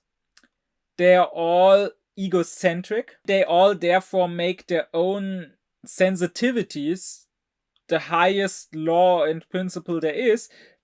They all don't want to be touched and don't want to engage in dialogue, don't want to have to question themselves or to submit to reason. You need to realize how the, on the surface, seemingly disconnected parts come from a common root if you want to understand things rationally. That is, if you want to not just understand what things there are, but cognize why they must be the way they are, where they come from. Again, Fichte actually does look at history rationally, and he, for example, describes history as the history of humanity's Aufklärung. And if that is your principle, then it follows with necessity that there must be an age where people act blindly, maybe not unreasonably, but they follow a blind reason without understanding it themselves, an age of the instinct or of authority, like the Mosaic law, uh, like the Mosaic law. And then later on, there must be an age of actually not blind, of seeing reason, an age of first a science of reason, understanding the world, and then an art of reason, a lived practice of reason, where the truth that the science has found is actually brought into life and applied to life, which is precisely what my philosophy is all about. While someone like Kant or also Fichte worked on that science of reason, I believe that it is time to open an entirely new chapter in the history of philosophy after over 2000 years, the chapter of the art of reason, where we bring that science back down into life. But what Fichte also explained is that between those two phases, there needs to be a middle, which is completely unreasonable. A middle phase where people throw off the old yoke of the instinct and of the authority, but have not yet started really thinking for themselves, really being scientific, or really mastering the art of reason. And that would then be our age. And if you have this general principle, you don't need to look around and find what our age is like empirically, but rather you can deduce our age with necessity. You can realize that if there's no old authorities left, but also if there's no submission to true reason yet, then all people are left with is their own ego, their own self, which leads to the identity politics we have, which leads to the sensitivity that comes with it, which also leads to all the stressing and the burnout and being lost and without orientation and all the mental problems that the mental health issues that people have. All of that can be deduced with necessity if you apply this principle, as Fichte does. And that is what reason is all about. It is the faculty, once again, of thinking a priori, meaning it is the faculty that lets you deduce the specific case from a principle in which it originates, and through which, by this reason, by reason of that principle, it, the specific case, becomes necessary and must be the way it is. But with that, I've only discussed reason in general terms. Now, Kant says that reason also has its own sorts of concepts. Generally, it's the intellect, which he calls the faculty of concepts. But reason also has a sort of concepts. And to better distinguish them, he calls the concepts of reason ideas. So, idea here in the philosophical terminology does not mean simply something you came up with. This would once again be a case of the everyday layperson taking up terminology from science. And it doesn't really matter which science. Like in this case, it's philosophy, but people also take up terminology from psychoanalysis, like the unconscious, or they may take up terminology from physics, like talking about a quantum leap. Or they may take up terminology from biology and claim that amongst humans there are alphas and betas, even though biology has since found that this is not even true for wolves, at least not wolves in a natural environment. But anyways, all these are examples for the superficiality that takes up certain words, but without really understanding them, and thereby gives them a completely new meaning, and thereby only brings confusion and unclarity into thinking and into our speech. Well, the actual meaning of an idea is not something you come up with.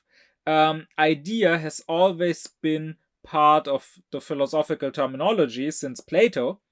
And what Kant means when he says idea is a concept of reason, as opposed to a concept of the intellect. And whenever Kant, and also I for that matter, says just concept without further specification, this generally refers to the concepts of the intellect. Now, amongst the concepts of the intellect, there are two parts. I talked about this in previous lectures and the lecture on empiricism and rationalism. There are empirical concepts that we form through experience, and there are the pure intellectual concepts, which Kant calls notions, amongst which the 12 categories are the most important ones. Now, when it comes to reason and its ideas, there is no such distinction between empirical ideas and pure ideas. Because once again, reason is a faculty of thinking a priori. Everything reason thinks is pure, is a priori, is free from any empirical, that is, from any sensations. So all ideas are pure rational concepts, and calling them such is unnecessary because it would be tautological. Whatever is rational is therefore pure. But that leaves the question, what is the difference between the ideas and, on the other hand, the notions of the intellect, the pure intellectual concepts? The difference between the ideas and the empirical concepts is quite apparent, but what is the difference between them and the notions? Well, ideas would be such concepts as God or goodness, wisdom, justice, love, friendship, while notions would be, well, for example, the categories, unity or multiplicity or substance or causality or existence or necessity. What is the difference between them? Well, the pure intellectual concepts may not come out of experience because they are not empirical concepts, but they can still be applied to experience, and we can find examples for them in experience. So let's go with the notion, with the category of causality. Kant has shown, and I talked about that in previous lectures, that we don't get to thinking of causality because we experience it. Rather, we need to have this notion of causality in order to be able to make an experience. It is a condition of the possibility of experience. But still, we can find and give examples of causality in experience.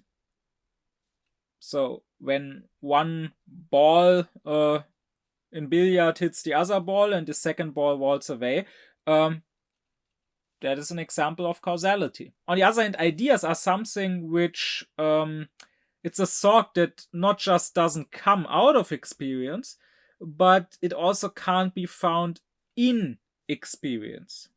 You can't, for example, experience God, right? Now, in case of some other ideas, people may claim that you can experience it. Like they will claim you can give empirical examples of friendship, for example. But no, you can't. Not actual true friendship that is true to the idea of friendship. Like, of course, you can find people who are poles. You can find people who are buddies. You can find people who like each other or who are there for each other. But this pure idea of friendship, two human beings becoming like one soul in two different bodies, being completely in tune with each other, understanding each other and being open with one another completely, and being willing to give everything, to sacrifice everything for one another. Where will you find such a friendship? So, ideas cannot be found in experience. No example, no empirical example for an idea can be given. There can only be examples that are like incomplete copies or shadows of the ideas. Like the one ball hitting the other ball and making the other ball roll away, that's not just a shadow of causality. That is a complete example of what causality is. But the justice in a specific state is just a shadow of true justice. Maybe some states are more just than others, but there's no truly just state. Or the wisdom of a wise person is just a mere shadow of the idea of wisdom. The wise person may be wiser than others, but he will still have some foolishness left. So he will not be truly wise as the idea would demand. There's a simple reason why this is the case, why the ideas can't be found in experience, and that is because, once again, reason is always demanding or desiring a sort of completeness, a fullness, an absolute, a totality. And that is what every idea expresses. It expresses a certain totality. We could describe what an idea is according to the four titles of the table of categories. Kant says that when it comes to the quantity of the idea, it describes a totality, as I just said.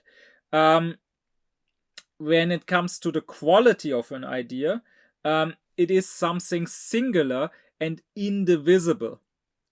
So let's take the idea of justice, for example. Justice describes a totality, like not just a little just, not completely unjust, but totally just. And again, the quality, it is singular. There's just one justice, and everything else is not justice. And it is indivisible. You cannot take a part away from justice or from wisdom, because if you did, then it would no longer be full-on justice or wisdom or so on. When it comes to relation, an idea must be independent. And when it comes to modality, it must be eternal and necessary, Kant says. So, ideas are, well, they are concepts, or rather pure concepts, notions, that express a certain maximum. You can also explain this according to the table of the categories if you turn to the three categories of relation.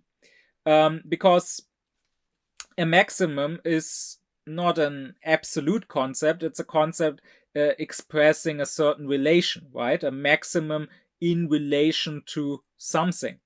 And so Kant also describes the ideas as a threefold maximum.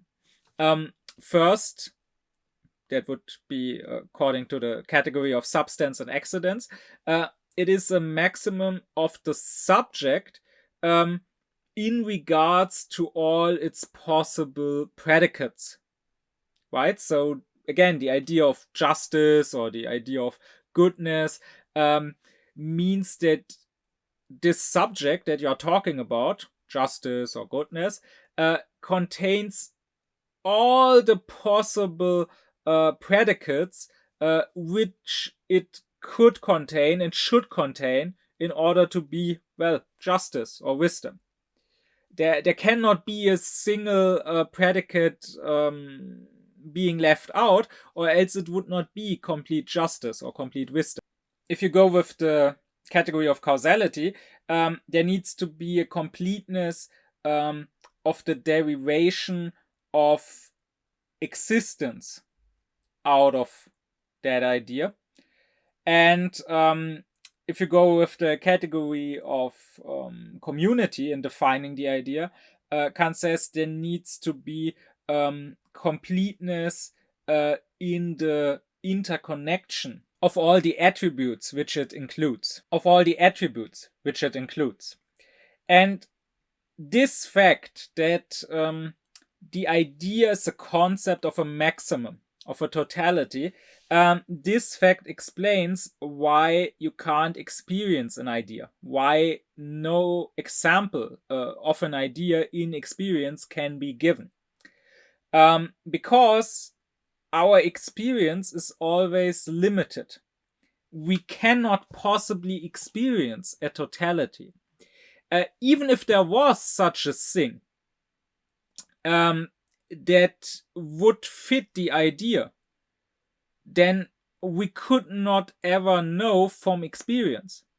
Like, even if I met a completely good person, a holy person, I could not experience his holiness. I could only experience specific good actions he does.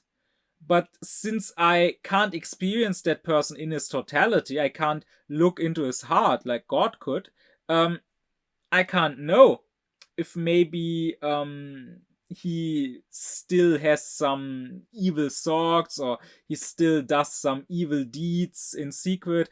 All I can say is that I didn't experience anything that wasn't good in him, but I can't say that I experienced complete goodness in him, even if complete goodness is there. Or likewise, when I say we can't experience God, of course, some people would claim that we sort of experience God and God's power in miracles, if such a thing happens and if we happen to witness it.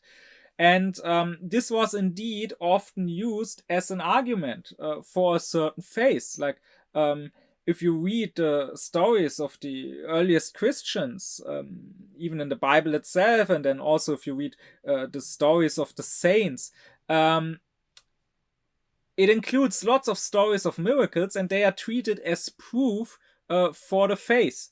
Like some saint is getting tortured by the Romans, and they try to burn the saint, but the fire doesn't hurt him. And then the torturers are amazed, and they convert to Christianity. Or they throw someone to the lions, and then the lions become tame and won't eat him. And that's an amazing miracle proving that God is with him.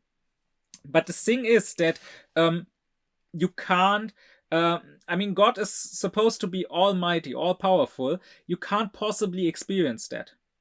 Because when something happens, no matter how amazing, how miraculous it is always limited. It is never an action of almightiness. It can't be.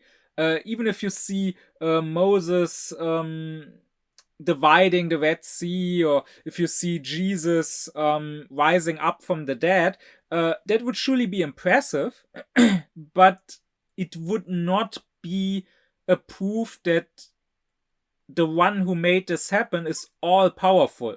It would at best just prove that the one who made it happen is very powerful, but not necessarily all powerful.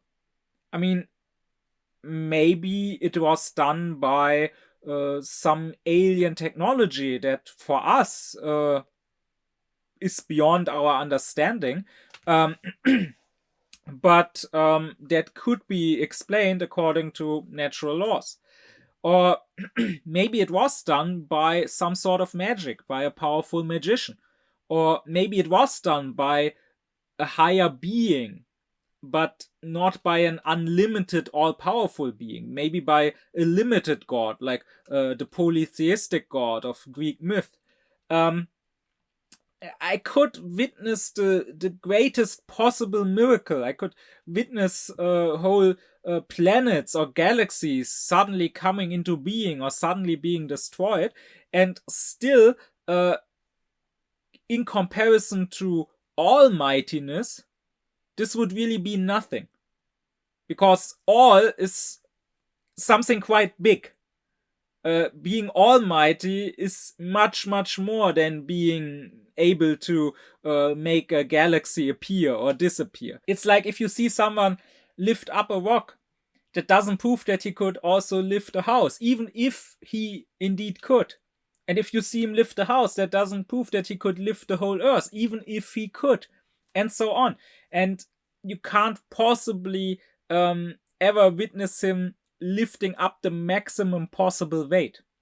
So, therefore, you cannot possibly experience something that fits the idea, because the idea contains a totality and experience does not.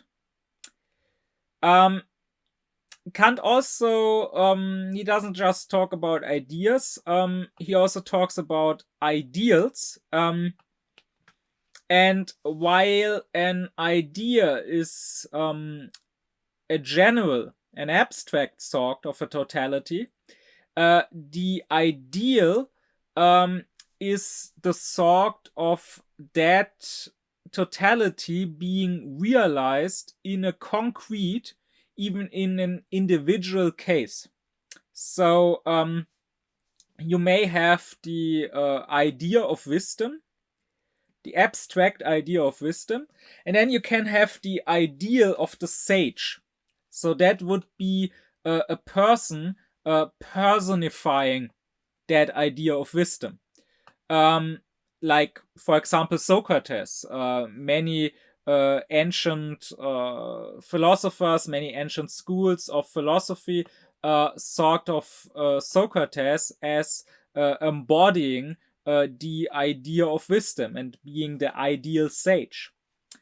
Or you can take the idea of justice, and now if you think of a completely just state, I mean, that is what an utopia is supposed to be. So there are various utopias, like, for example, Plato wrote in his Republic, in his Politeia, where the thinker tries to envision a completely perfect and just state in which the idea of justice becomes realized. What is important is that for any idea, there can only really be one ideal. Now, of course, you could imagine several individuals that embody that ideal, but insofar as they embody that ideal, they would be completely the same. So if you envision two utopias, so two perfect states, maybe in different parts of the earth, those states would have to be identical. Now, of course, not identical in the matters that don't really are connected to statehood as such. Like, they wouldn't need to have the same territory and the same number of citizens or the same official language, because all of that doesn't really have anything to do with statehood per se. But they would have to have the same laws. They would have to have the same form of government and so on. Because if they didn't, if there was the smallest difference between them, then one of them would necessarily have to be more just than the other, and that would mean that at least one of them would in fact not embody that ideal. or if you imagine several holy people, like again, you can have the idea of the good, and now you can imagine the ideal of a fully good, a fully holy person. Like, for example, many imagine Jesus to be. Now, if you imagine several such holy people, such saints, they could of course be different in regards to attributes which have nothing to do with their holiness. Like, one could be male, one could be female, one could be younger, one could be older, one could live in this area, one could live in this area. But when it comes to their goodness, to their holiness, they would have to be exactly the same. So they would have to act the same if put into similar situations, because they would do the same good actions. Because otherwise, one of them would be more good and one would be less good, and then at least that second one would not fit the ideal of a fully good person. So really, to any idea, you can only imagine one possible ideal. But again, just like the ideal is not something that could possibly be found in experience. And not just not in experience, not even in something like art.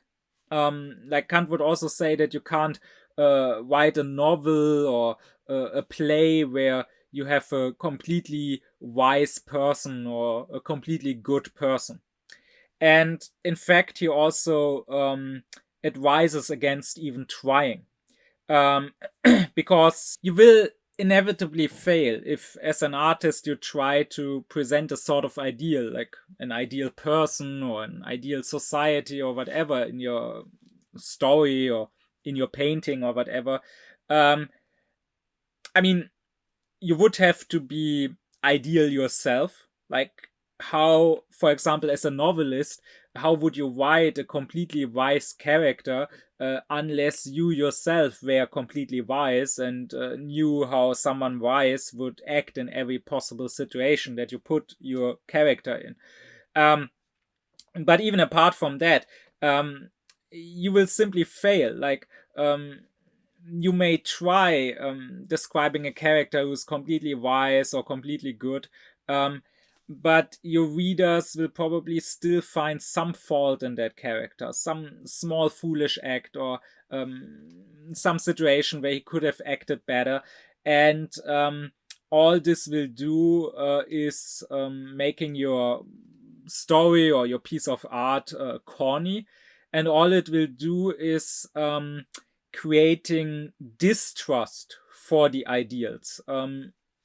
Because if people find something presented as ideal by the artist, but realize that actually it isn't ideal, they will start thinking that the ideals are just chimeras, Kant says. Because that is the third term I want to talk about after idea and ideal. The term of chimera. Chimera, or pipe dream, that's a term that Kant isn't using completely consistently. At times it seems to mean simply an empty concept, something that we think up and isn't real.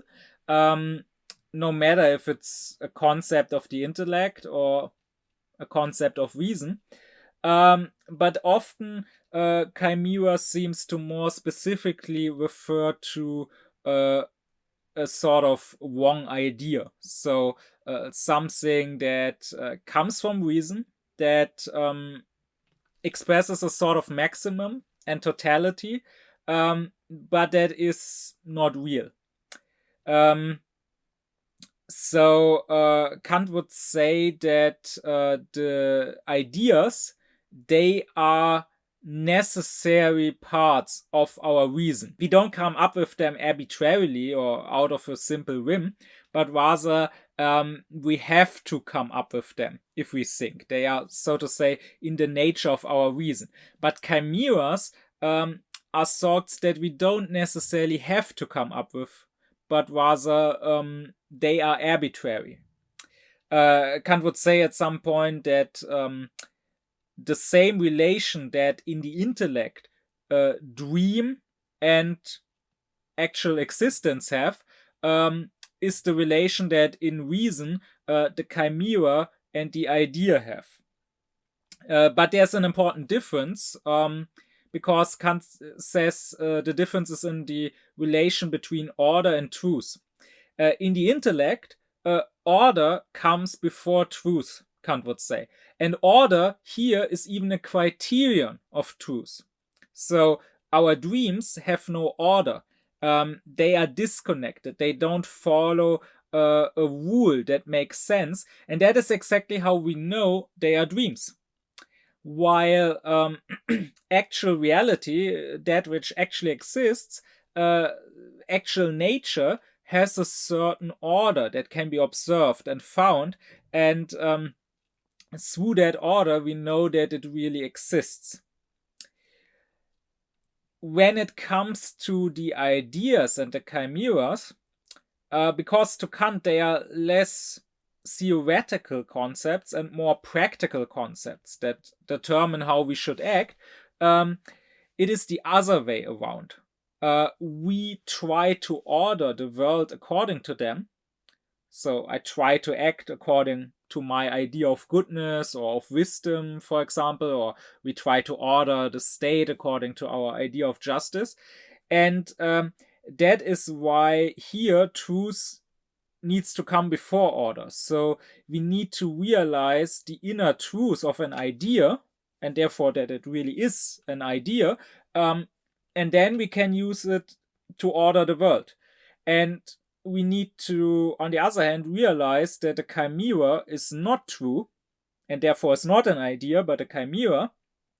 And that tells us that we should not order the world according to this chimera, according to this arbitrary thought we just had. But that is quite unclear. That doesn't fully tell us how to tell ideas and chimeras apart. And that is exactly a problem Kant wrestles with. But what he says is that the chimera is born out of an sort of excess of reason that comes about when we go beyond the realm of experience with our reason. And that is exactly why in his critique of pure reason, he tries to limit our use, our application of reason to the realm of experience. Because as long as it's limited to that, it can stick to ideas. But when it tries to just blindly go beyond experience and to, so to say, fly in empty space with no air that would carry its body, then we come up with chimeras. With that use of the word chimera as opposed to idea in mind, it would make more sense to call what we call ideology, to rather call it chimerology. Because the word ideology, which was not yet known to Kant, which only came about shortly after Kant in the 19th century. But the word ideology comes from idea. So an ideology is supposed to be a complex or system of several ideas that someone holds. But I would assume that if Kant knew this word, he would say, no, and if he knew how the word is used, so it is used for ideologies such as Nazism or such as communism and so on, he would say then, no, those people, those ideological people, they actually don't have ideas, they have chimeras, so therefore it's not ideology, it's chimerology. And here I would propose a difference between the two. One that Kant doesn't make explicitly, but that I think somewhat lies in what he's saying. Because how do we get to ideas at all? Of course, we can't take them out of experience, because reason is not empirical. Reason doesn't deal with experience, at least not directly. It only deals with it indirectly, because it brings order and completeness into the intellect, which directly deals with experience. And ideas, as I already said, are pure concepts. So where do they come from then? Well, Kant says reason takes concepts of the intellect and sort of enhances those concepts, because again, reason is never satisfied unless it reaches a totality, an absolute. So reason will sort of enhance the intellectual concepts into a totality, and that is how it comes up with its ideas. This leads me to my proposal to better distinguish between ideas and chimeras. Because if that is how we get ideas, then maybe we should say an idea is what we get when we enhance a notion, a pure intellectual concept, into a totality. And a chimera is what we get if we try to enhance, well, an empirical concept into a totality, right? So, for example, we have causality. That is one of the notions. It's one of our 12 categories. If we enhance causality, and if we think of a maximum of causality, what we get, and this is something that Kant himself says, is the idea of freedom. Because freedom really is the idea of causality, right? If I'm free, I can cause things to happen. I can start a new chain of causality, but a causality that is uncaused. So if I'm free, I cause other things, but I myself am not the effect of an earlier cause. And on the other hand, so causality would be a notion. On the other hand, let's look at an empirical concept that could be the concept of race. We can, I mean, that's not a notion of our intellect. That's something we can find if we look around in the world and experience that there are human beings that look different, that have different skin colors, for example. And so we can come up with this concept of race. And now, if we try to enhance this concept into a totality, we will think of a pure race. The Aryan race, the Jewish race, the Negro race, which is completely pure and unmixed with any other race. And that can then be the basis for an ideology, or as I said, it should maybe rather be called of a chimerology. And I think if this is indeed the difference, again, this is not something Kant says explicitly, but I think based on what he says, it makes a lot of sense. Then this could possibly explain three things.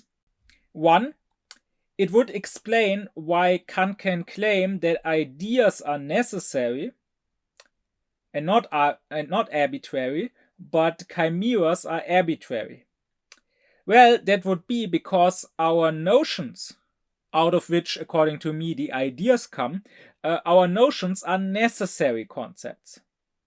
Everyone has these notions. Everyone, for example, has the category of causality, because it is a condition of the possibility of experience. We could not make experience if we didn't have it. And therefore, everyone can arrive at the idea of freedom if he just reflects about causality and through his reason enhances it into a maximum. But all of the empirical concepts are not necessary. the concept of race is something I can have. I can find something corresponding to that concept in the world, but it's not something necessary. Just like the concept of dog is something I can have, but it's not necessary that dogs exist. And therefore, it's arbitrary to try to enhance this into a totality. I don't need to think of a pure, unmixed race any more than I need to think of pure, unmixed darkness, whatever that would even be. Second, this also would explain why, according to Kant, ideas have some sort of reality or justification, while chimeras are illusionary pipe dreams, as he says. Well, that would be because if, as I say, ideas are based on notions, notions are already pure. They are already free of the empirical. So it is possible to enhance them into a totality. But on the other hand, something empirical can never be absolute. It's simply not possible, right? There can be no such thing as an absolutely pure race. If you go back long enough in history, you realize that all human beings come from the same source and the same ancestors anyway. And you will also realize that even after that, we have always mixed again and again. Maybe you find some people, even that will be somewhat rare, where you can go back some generations and find that they didn't mix with people from elsewhere. But if you go back enough generations, you will always find some mix. So trying to enhance an empirical concept, which by its very nature is not total, not absolute, but relative, into something absolute, is necessarily something absurd, something that can't work. But also, there's a third thing which this distinction could better explain. And that is the attitude of the Ausklärung. And by Ausklärung or by Entwilightment, I always refer to the pseudo-Aufklärung. That is only half aufklärt, that is misunderstanding what Aufklärung is really about, but takes itself to be the full Aufklärung. And this Ausklärung is always very distrustful of actual Aufklärung and of actual Aufklärungsidealism. And this Ausklärung often confuses real Aufklärung with mere ideology or with complete fascism. Indeed, for the ausklärt person, what the aufklärt person wants looks suspiciously like what the fascist wants. Now, of course, for anyone who is truly rational, there will be an immense divide, and Aufklärung and fascism will look nothing alike. But for the ausklärt person, it does look quite alike. I, in my life, have often had ausklärt people tell me that oh, I am totalitarian, and when I talk about reason or truth or morality, that is totalitarian, because the Ausklärung is always relativist, and so they will say that anything which isn't relativistic, anything which proposes some sort of absolutism, is totalitarian. Or you just have to think of that arch-Ausklärer, Popper, and how Popper dealt with the idealists, especially with Hegel, but also with others. You only have to think of how Popper described the enemies of a free society, and of the superficial ways in which Popper defined what ideology is. And according to his definition, indeed, any sort of idealism, any sort of morality would be merely ideology. Well, I say that this can now be explained. because both the idea coming from a notion and the chimera being derived from an empirical concept, both of them come from our reason's desire for totality. And both of them turn a concept of the intellect into something absolute, into a sort of maximum. And in that way, in that purely formal way, they indeed have something in common. And now the ausgeklärt people, who in their relativism, who can't look at the content, at the material of that total thought. Is it pure? Is it derived from a notion? Or is it empirical? Is it derived from an empirical concept and therefore necessarily self-contradicting? Since they can't look at this material concept, but just look at the mere formality that it expresses some sort of totality, then of course they will say, oh, idealism and ideology are the same. They are both totalitarian. And they therefore both are dangerous. Anyone who can clearly distinguish here will see that true idealism cannot be dangerous at all. Actual morality, I'm not talking about false moral concepts, but about actual morality, actual human regard, can never be totalitarian, because you cannot try to enforce regard for humanity by disregarding humanity. That would contradict itself. You can try to enforce other moral chimeras like happiness by first making some people unhappy, telling yourself that in the future this will create more happiness. But if your morality is based on absolute, and yes, totalitarian, if you want, regard, and the absolute prohibition to ever disregard anyone, then there's no danger of that turning totalitarian.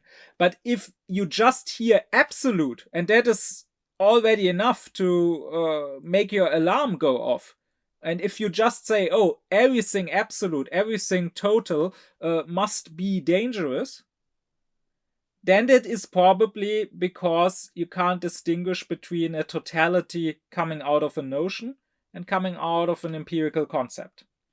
But with that, let's go back to Kant for one more moment. For Kant, it is exactly these ideas, these absolute concepts that are necessary parts of our reason, which his critique of pure reason is really about. I mean, I already said in my lecture on what is metaphysics to Kant, that to him, metaphysics, which is the core of philosophy, is mainly about the ideas of God, freedom, and immortality of the soul. So that is what metaphysics is. It is the science that goes beyond the physical, therefore beyond what can be experienced, like empirical concepts and even notions, which are not themselves empirical, but still responding to the empirical, indeed being conditions of the possibility of any experience, but rather metaphysics could be described as the science of ideas, trying to find out about our ideas of, for example, God. And actually, Kant's whole epistemology, that is his theory of cognition, is only the basis for him dealing with the ideas. Everything I described in previous lectures is really something that is not the main point of the critique of pure reason, but rather something that, as great and as important as it is, Kant sort of found by accident on the wayside when he was trying to answer his actual question, that is, can we and how can we have knowledge about these ideas of ours? And what Kant found, what I already explained in previous lectures, is that for us as human beings, sensuality and the intellect need to come together. Again, I can quote his famous statement that while viewing without concepts is blind, thoughts, that is concepts, without viewing are empty. Kant's great insight is that a mere thought is not yet a cognition. Just because I can think something without that thought contradicting itself, I don't know if that something is real. I don't know if it is even possible, because being able to think it is only logical possibility. It only means that it can be thought without contradiction, but it doesn't mean necessarily that it also can exist without contradiction. I need, in order for my concepts to be more than empty concepts, in order for them to actually mean something and to allow me cognition, I need to have these concepts filled with some sort of viewing, with some sort of sensuality. And now if we look at the three classes of concepts that we have, when it comes to the empirical concepts, that sensuality is of course provided by experience. How do I know that my concept of a dog is real, while my concept of a unicorn is an empty concept? It's just me coming up with a rule which cannot be applied to anything, a rule to which no object corresponds. Well, I know this because a dog is something I can actually experience, while a unicorn isn't. Second, when it comes to our pure intellectual concepts, or more specifically when it comes to the categories, Kant would say the sensual, which gives them reality, is the schema. I talked about this in another lecture about the schematism.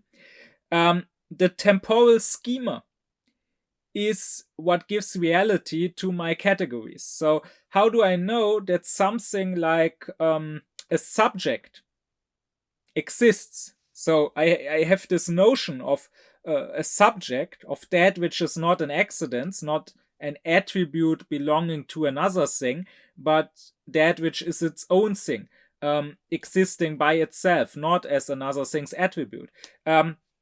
How do I know that is not just an empty thought? How do I know that is something that really can exist? Well, through the temporal schema of persistence, of realizing a substance is that which stays the same in time even when the accidents change. Or how do I know that something like causality has reality? My notion of causality is that if there is a certain A, then a certain B, simply because A is there, must also be there. That is what I think when I think causality. But how do I know that I'm thinking something here, something which really could exist, and not just coming up with an empty thought? Again, I know it when I give it the fundament of time through the schema. When I realize, okay, if something A happens in time first and then another thing B always with necessity follows in time, then B is caused by A. But now when it comes to the ideas, we are lacking viewing. We are lacking sensuality.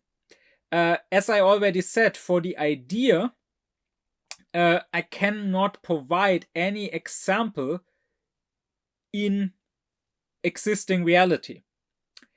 And for the idea, I can also not give a schema.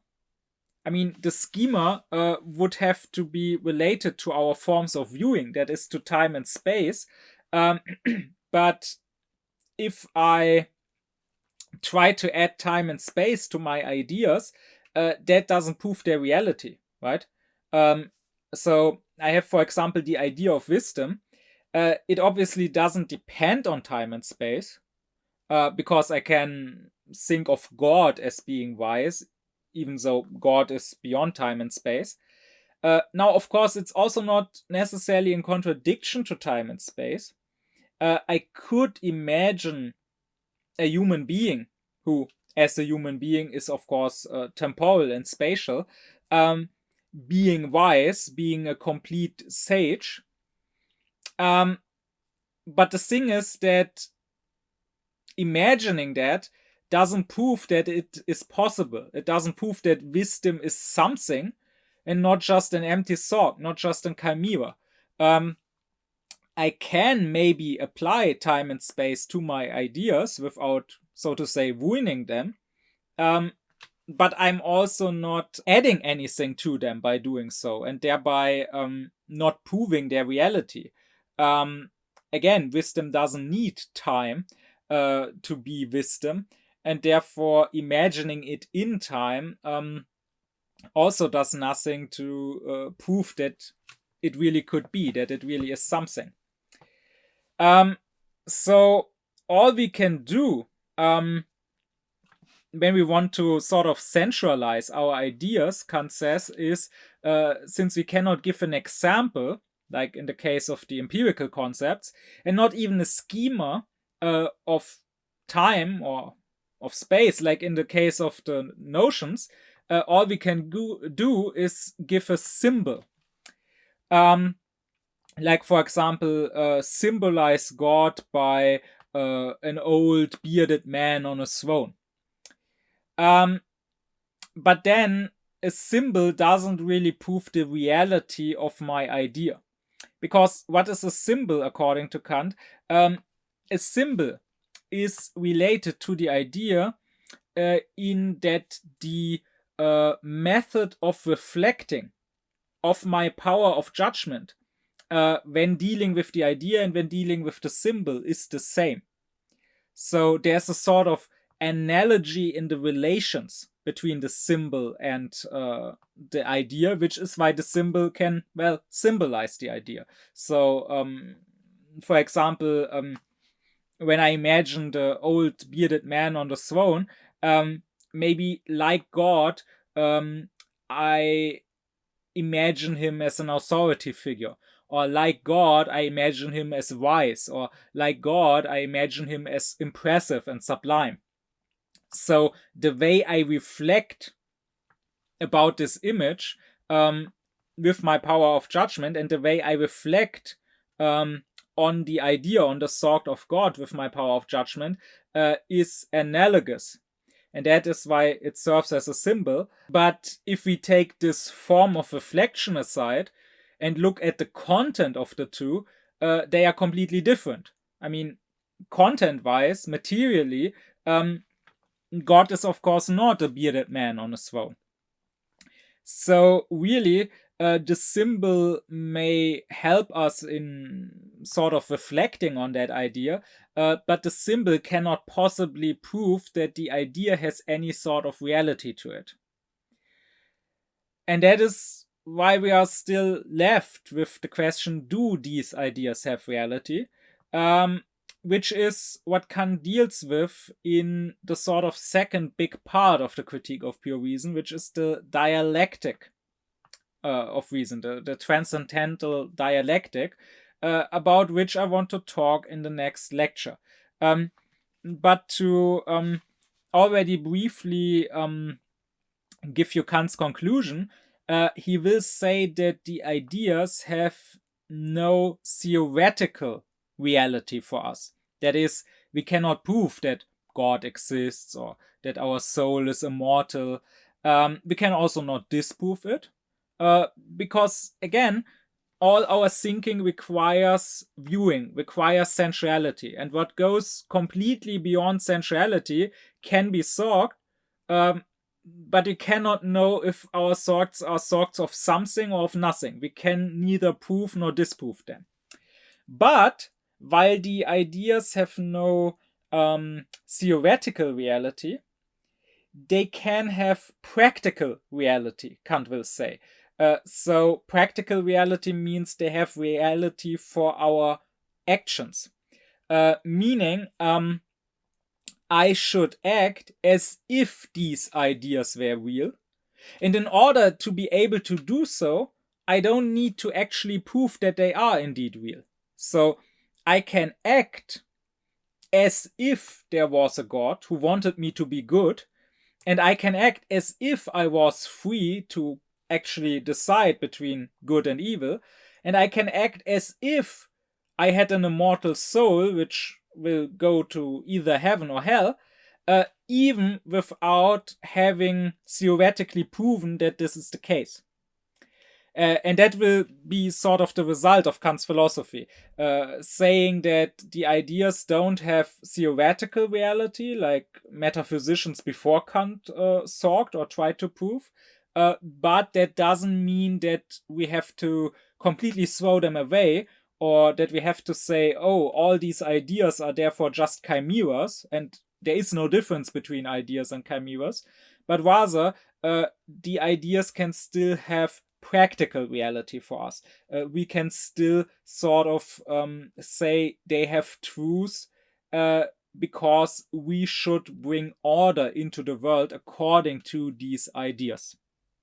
My deep thanks be to my supporters: Thomas Deuringer, Gernot Klaufen, Benjamin Lehning, Oblomov, Ökobong, Samet Özkilic, Elif Özün, Yasin Özün, Christos Pai, Alexander Reuter, Lisa Rinner, as well as to all others who support me and my aufkläring cause.